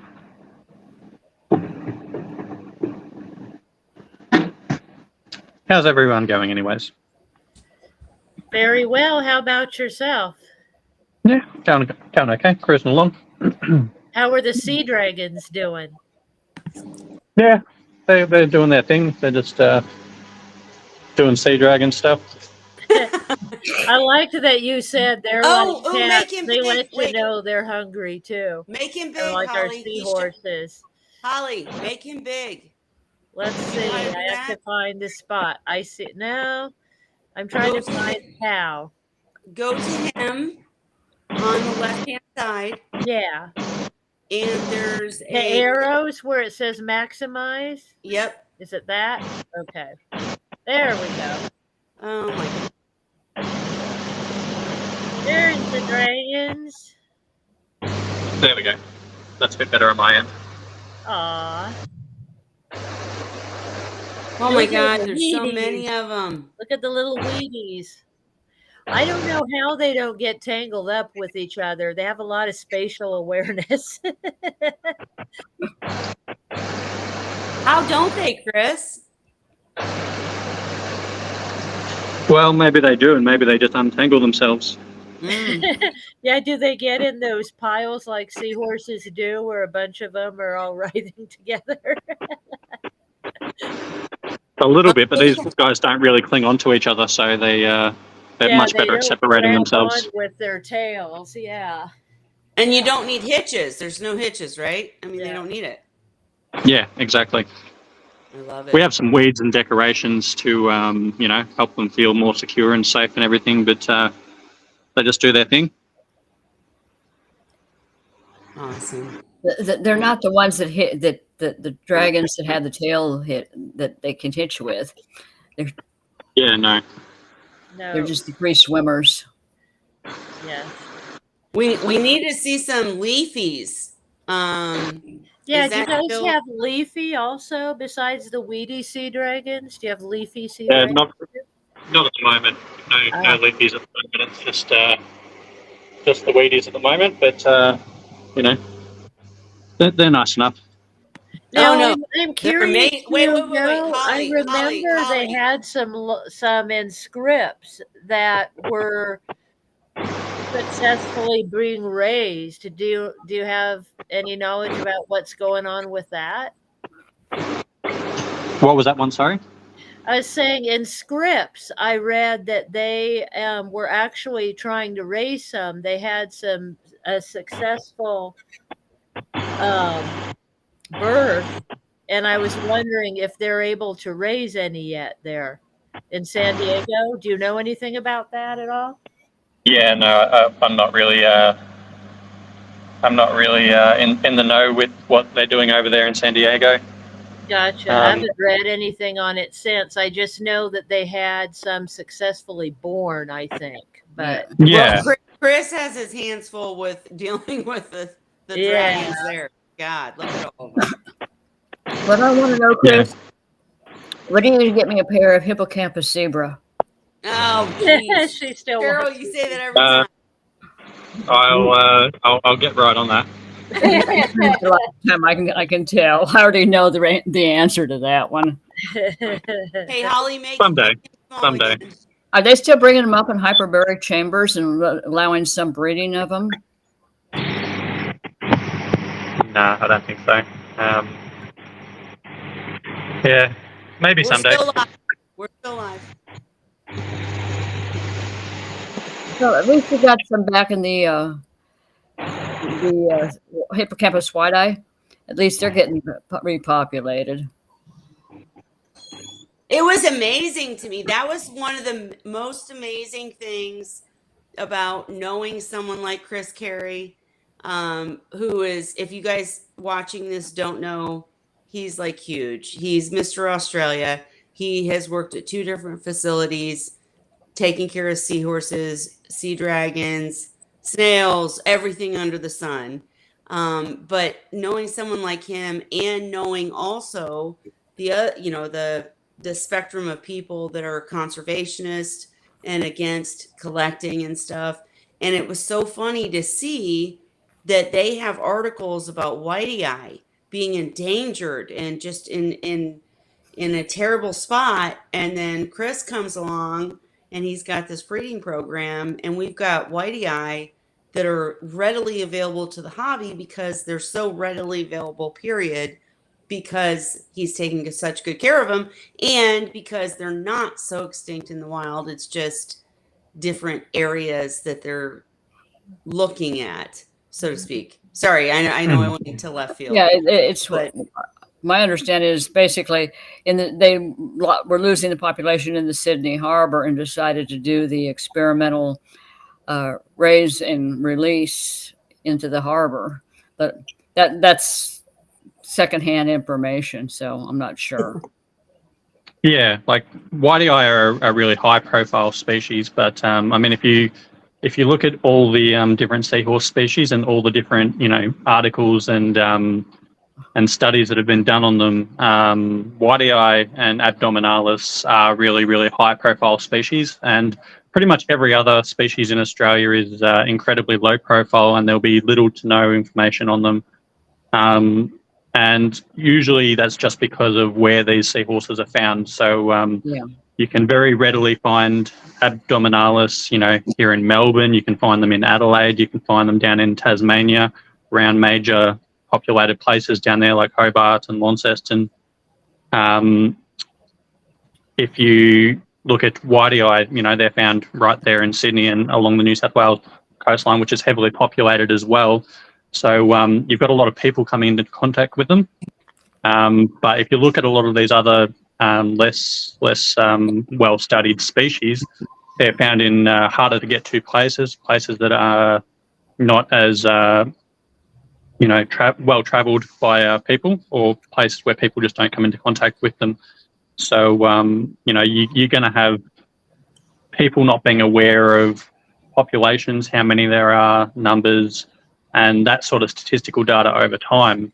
It was the case with the whitey eye in Sydney, there in Sydney Harbour, that they were in a place that was sort of well travelled by people, and there were divers going down there, and there were historical records of them and what kind of numbers they were in, to sort of support that they were facing problems there. So I don't think they're necessarily as endangered as they make them out to be across their whole, where they're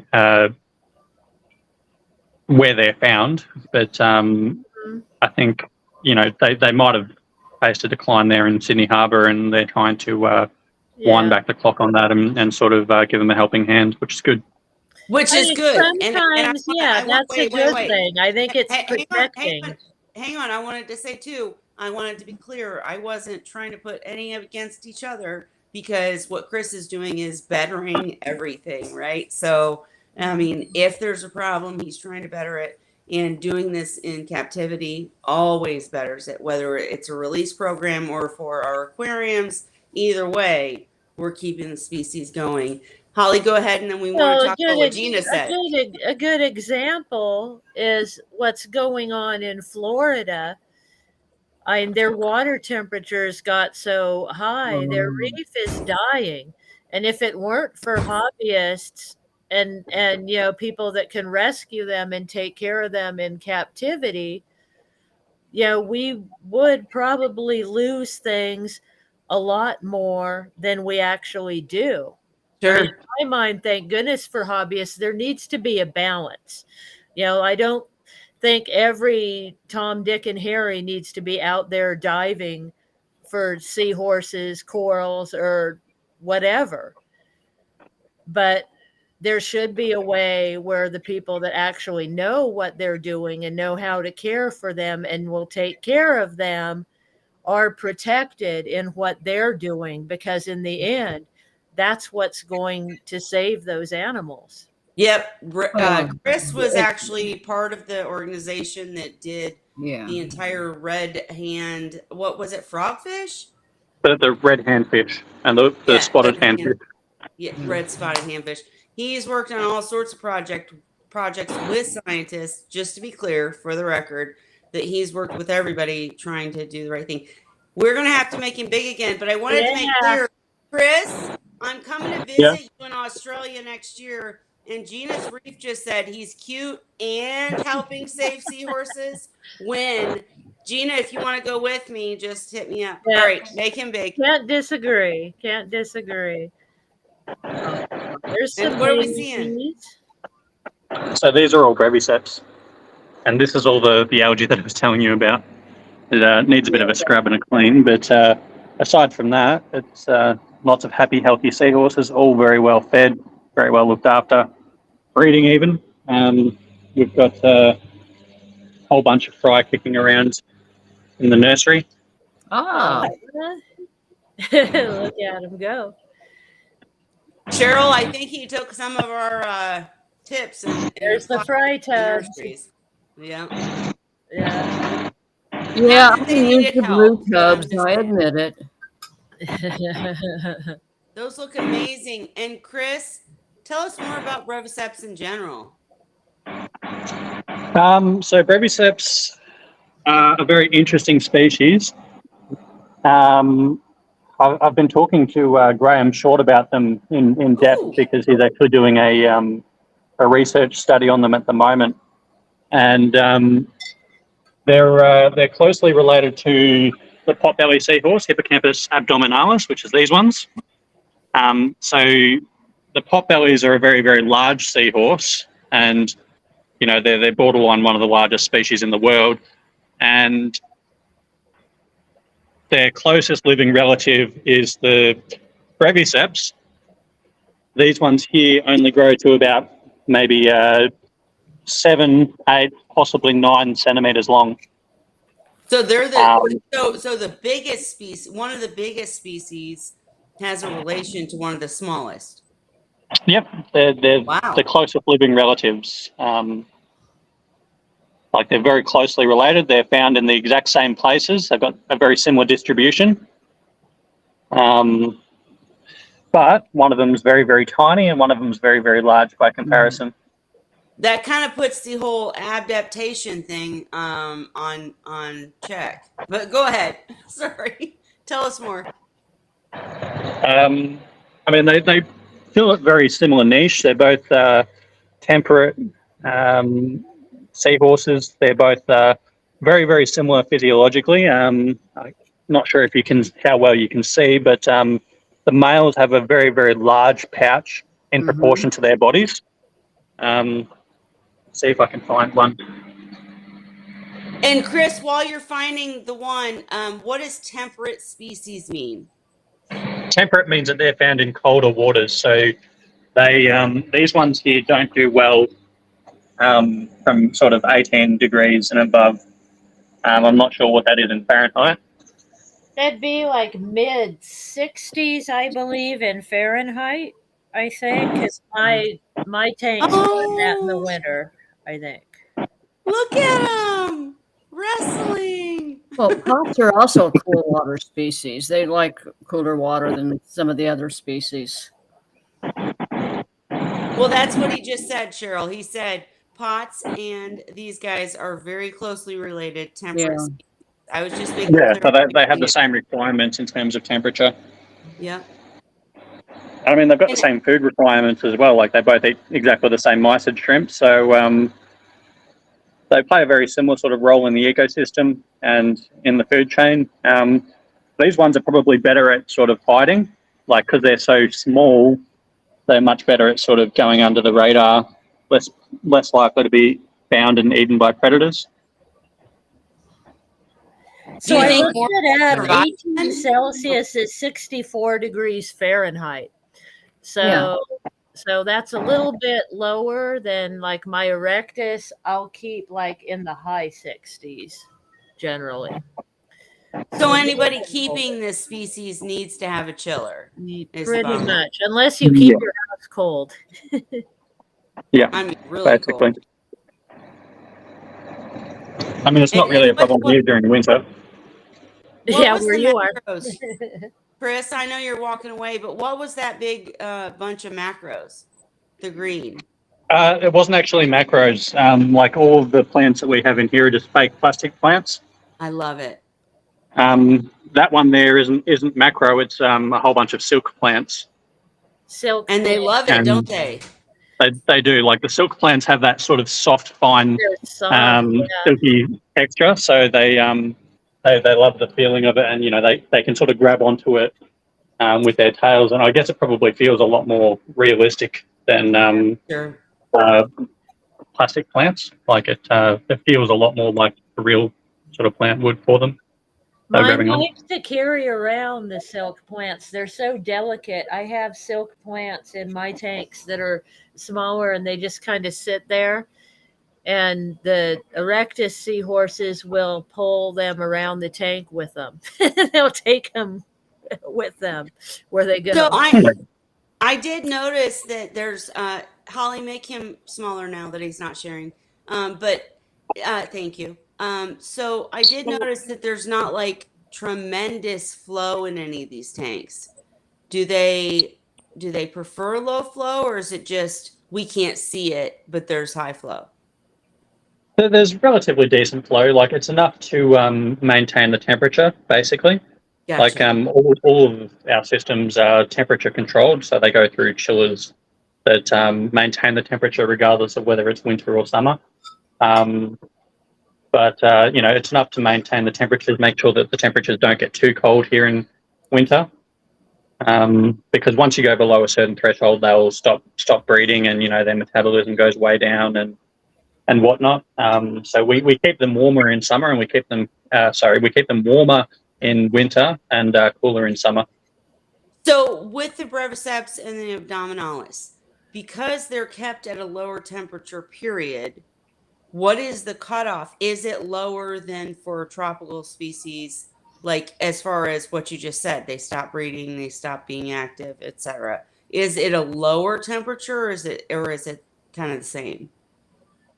It's a lower temperature, so I'm not sure what the exact cutoff is, but Sure. like every winter here, the breeding slows down. So we haven't actually had any fry for probably like maybe 2 or 3 months now.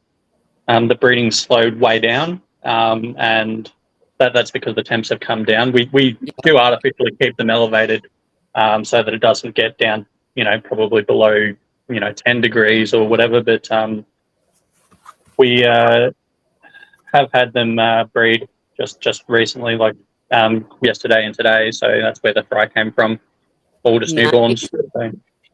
Nice. And basically, so they're a temperate they just chill. They're just chilling. Damn it. And Zen Ginger wanted to know, can you use a plant weight on silk plant? Yeah, you can use a plant weight on anything.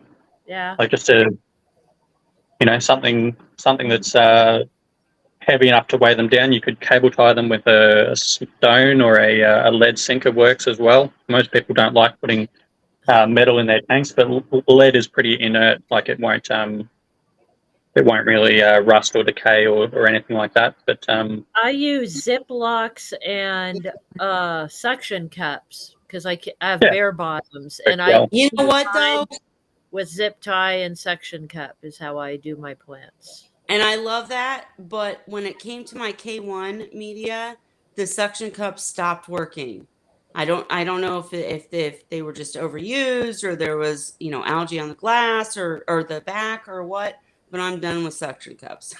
And Chris, I was curious, is it difficult caring for that many tanks? Like trying to care for so many different creatures, so many different species and tanks and everything. Like, does it get to your head? Do you go home and have bad dreams, or? I mean, it's like any job. Like, sometimes you have good days and sometimes you have bad days. But I guess when you're doing it for work, you just come in and do your job every day and do what you need to do. Whereas, if you were doing this as a hobby and then going to actual work every day and then coming home and, having something stressful happen with your tanks, it probably gets a little bit overwhelming at times. It's almost like having, a second full-time job. But yeah, I mean, if you're passionate about it and you love it, then it's not like working at all. Exactly. And you are passionate about it. And I'm sorry, I keep forgetting about my camera, but you are passionate about it. And I wondered if you're able, what other programs have you run within your different jobs? You talked about the series program. What other programs have you run? Didn't you run one on color? Yeah, so I did one specifically on color.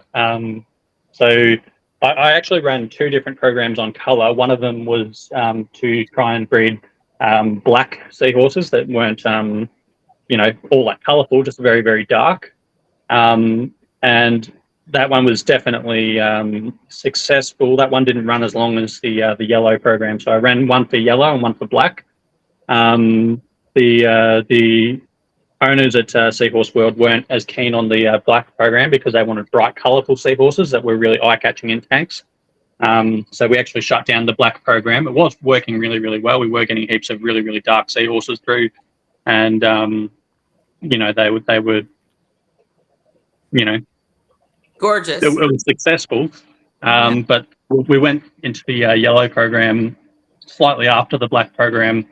And it got to the point, I'm pretty sure I showed you a video of it years ago. I don't have the video anymore, but I could walk around our little seahorse nursery at Seahorse World, and I could take someone who had never seen seahorses before, and they would walk around the nursery, and, you had like kids or people that had never seen seahorses before walk around the nursery and then walk to a specific pot with all the babies in it and go, why are these ones yellow? Like they were bright yellow, and fry from a very small size and very, very young age. Like we're talking like maybe a couple weeks old. They were bright fluorescent yellow, and that's when your breeding programs really, really working, and you're getting a lot of success when even from a very young age they're exhibiting those traits that you want. Yeah, And they you can have see those the traits results early but if on. Right, but they have those traits. But again, if they're sent to a home where the tank is completely different situation, you can't guarantee that they'll keep those traits. They just have them. So if you set up properly for them, with this program, every batch of seahorse fry there got treated the same. So they all got collected from the breeding tanks, and then they all got put into a nursery pot. With no plants or decorations or anything like that. There wasn't like coloured cable ties or anything in there. So they're all in there with the exact same background, the same, same stock standard sort of whitish coloured tubs. So there wasn't anything there to trigger them to turn yellow. It's not like we were encouraging them to turn yellow versus others that didn't have that advantage. So it was pure genetics. I get it, but I mean, I get it, and you did a good job. And I don't know what happened with those seahorses. I just know that so many people tell me that the piebalds didn't stay piebalds, but mine did. Yeah. So I can't say anything about it. So I don't know. I just think it's cool that you're trying to do these things and working with these seahorses and different species, and just hats off to you is all I got to say. That's it. Cheryl, anything from you? Nope. Holly, I want some zebras. what? I said, I just want some zebras. I know. Always say. So I'm Holly. thinking with the breeding, though, if they're bred for that, they are more likely to stay yellow Right. than a seahorse that wouldn't have been bred for that trait. So even if your environment is not necessarily encouraging yellow, they have a greater chance of staying yellow than a seahorse that wasn't bred for that, right? Coco Works said genetic versus epigenetic color expression. I don't know what that means, but that's what he said. Do you know what that means, Chris? So it's like basically the seahorses with the genetics that are have a predisposition to being yellow versus putting seahorses that are, otherwise, possibly from the wild or otherwise from captivity, in a tank that's got lots of yellow decorations and that encourages them to turn yellow. So like an example of that would be like, putting seahorses in this tank with the bright yellow chains versus like another chain that's like covered in algae that's like mostly black. It's got little bits of yellow there, but there's nothing really there on the chain to the left to encourage a seahorse to turn bright yellow. Whereas if you put them in a tank with lots and lots of yellow decorations, that could encourage them under the right circumstances to change to yellow. Obviously, these potbellies aren't yellow; they're kind of like a whitey, silvery color with black spots. But if you put a bunch of seahorses in a tank with bright yellow decorations, that's more likely to encourage them to be bright yellow. So we've got a bright yellow seahorse down there with some bright yellow chains, but just because we've got a bunch of yellow chains in the tank doesn't mean that all the seahorses are going to be yellow. Like we've got a lot of them that are, silver or white or black spots. Another yellow one here, but if you take all the most yellow seahorses and breed them generation on generation on generation, you will eventually get to a point where you're sort of encouraging that, and you might have a tank full of artificially bright yellow seahorses with nothing to encourage them to turn that way. So yeah, it does work. The only problem is the amount of time from breeding the seahorses, raising them, selecting the best ones, waiting till they're old enough, breeding those, raising those dry, generation after generation after generation. The amount of time that it takes to go from one generation to the next in seahorses is quite time intensive, and so you need someone that's like really, really dedicated to breeding them year after year after year.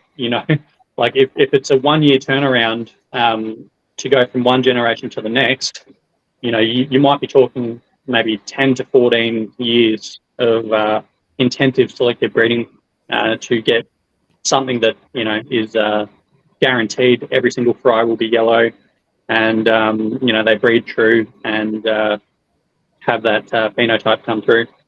So in other words, this is the guy, and if you know somebody who's interested in something like that, send this video to him and have them contact Chris. We don't want Chris stolen from where he's at now because he's doing amazing things, but he's the dedicated guy that would do this. So, and we have a couple questions, Holly, and you have the first one up. Go ahead. Yeah, so Zen Ginger says, so like genes that are expressed automatically and genes that are first triggered for expression. Yep. And then, so Coralworks says you can have like false yellows that are chameleoning in your breeding colony with shrimp and things and muddying your bloodline instead of being cold like they might on a darker substrate. What do you think about that, Chris? Yeah. Well, I mean, like if you have an animal like a seahorse, seahorses are a little bit different to like most aquarium fish or aquarium animals, in that like with most aquarium animals, you might have a fish that is like say a guppy. You might have a guppy that like they're a blue strain of guppy. And then, over time with selective breeding programs, you can get that guppy to start producing, say green or other colours. But with seahorses, the problem is that you've got an animal that can actively change colour at will. Mm-hmm. And so, it's not necessarily like muddying the waters, having an animal that can, use its natural ability to change colour. But like what I did with the yellow selective breeding program was to actually see if I could kind of overwrite that and make them by default a specific color. It's not like it would be our intention to ever release them into the wild, because that would put them at a natural disadvantage. They would be basically like there with a glowing neon sign saying "Eat me." Standing out. But in the wild, they have that natural sort of advantage of being able to adapt. So if they're holding on to a piece of macroalgae or seaweed or something that's a very specific color, they can blend in with that. And then if the water conditions are really, really rough, or there's no food around that area and they have to move on to another area, or if they inadvertently get moved by rough conditions, they can settle down somewhere else and adapt to something that's totally different substrate, or a totally different plant or macroalgae or seaweed or chains or pylons or wherever they end up. Even if they end up on a sponge or a bit of soft coral or something, like they need that ability to change in the wild. And so you would have over time that selective breeding naturally taking place, where natural selection takes place, and the seahorses that are best at adapting and changing, the ones that are best at adapting and changing, naturally sort of survive and pass on their genes. But like the in the aquarium setting, we don't put predators in with our seahorses most of the time, so it's not normally a problem. So real quick, Chris, I'm curious because I know Holly wants to move on to the next question, which is great. But I just have always wondered, like, in one of my first videos, I talked about, I did some research, and do different species have different chromatophores, which apparently are the traits that allow them to change color. I'm talking out of my head here because, I don't know the science. That's just what I read, is that like erectus have, say, black, green, yellow, pink, blah, blah, blah. They can have this range of colors, whereas maybe Cuda only have these, or Subungatus only can turn the, like, I've never seen a Barbori that was black. I maybe there are, but I've never seen a black Barbori. I've never seen, so I'm saying, do different species, have different chromatophores that allow them, they all have the ability to change colors and camouflage. But I think some, but within a range areas they're based born, on the species, I think can only turn certain colors.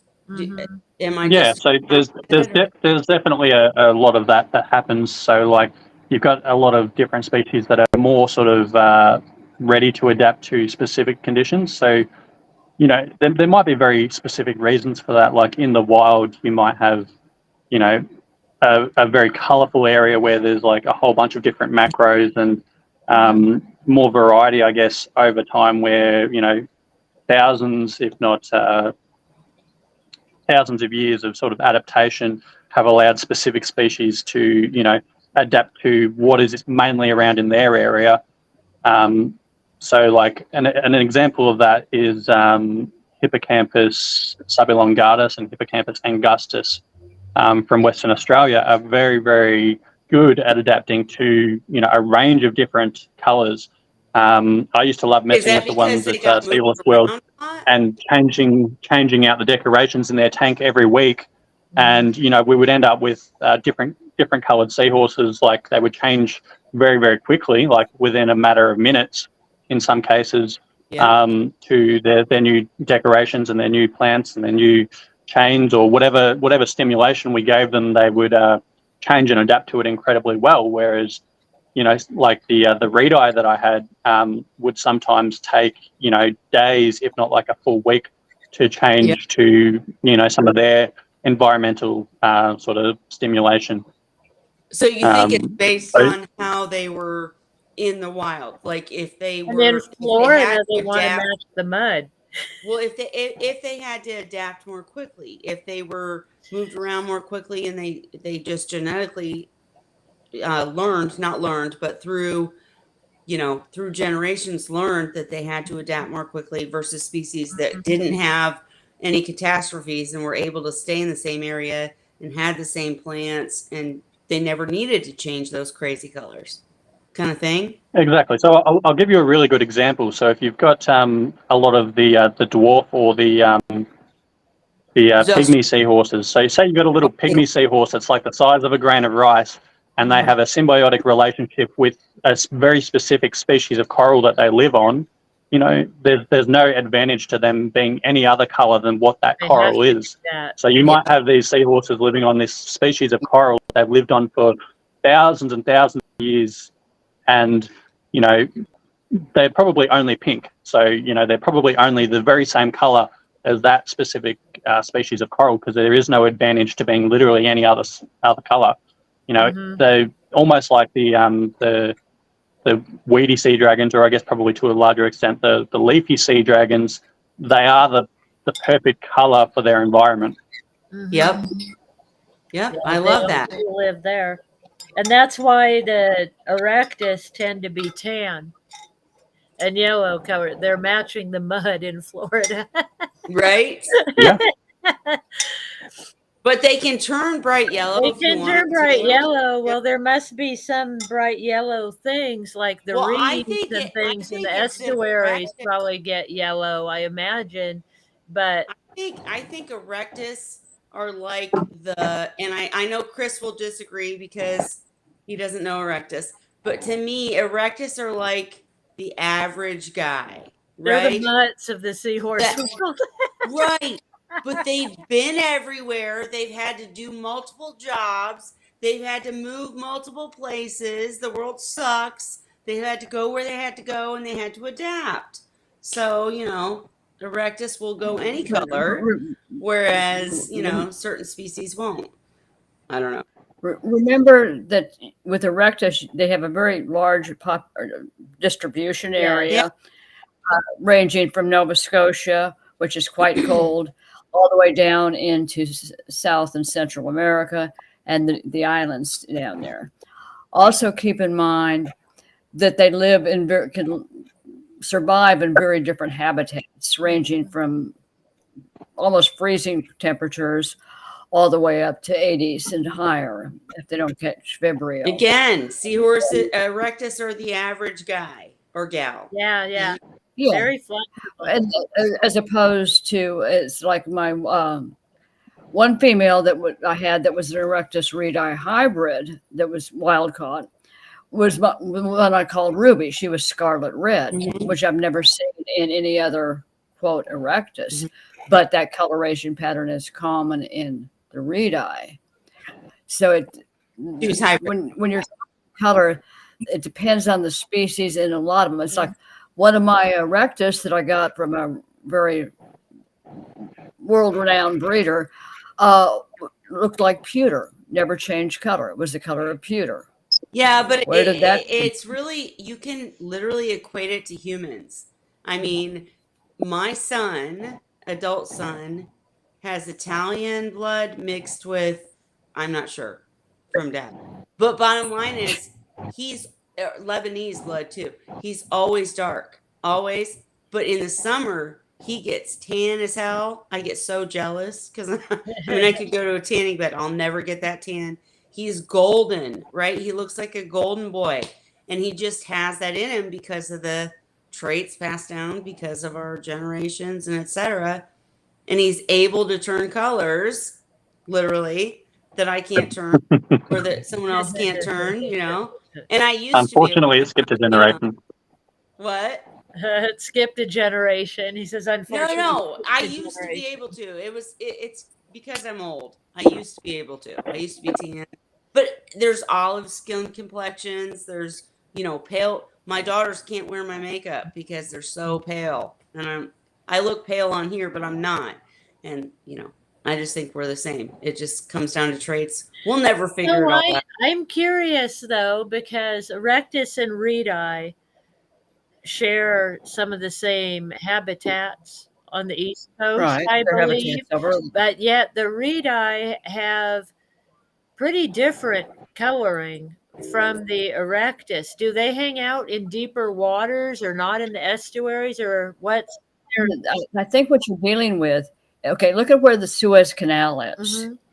And before that was built, the populations could have been geographically separated. When some of this kind of stuff has happened, what it's doing then is changing the environment of both species. And when something like that happens, in this case, that the two species now interbreed, but that may have taken a very long time. There's an article by Jorge Guzman Jurado that went through this whole thing, and he described the different areas around the world that had either blocked off passage or opened up passage, oftentimes by earthquakes and things like that. And it's like I said earlier, my combs, when I first started working with them, were predominantly brown with lighter stripes. The ones after the Cat 5 hurricane hit Vietnam and those areas, the population, you weren't finding them there, you were finding the ones that got away in around the Philippines. And they had reversed color. They were predominantly yellow with dark markings. And again, if it gives them a survival, an increase in survivorship, it's going to become more fixed on the genome. Okay, well, so do you think the wait. Erectus were in that area longer than the reedi? Is that your take on it? It's possible because they inhabit the eastern seaboard of South America, whereas the Erectus are on the eastern seaboard of the Gulf. I don't think it really matters. I think the point is really, I'm sorry, but I think the point is, bottom line, that they can, like, first of all, my problem with,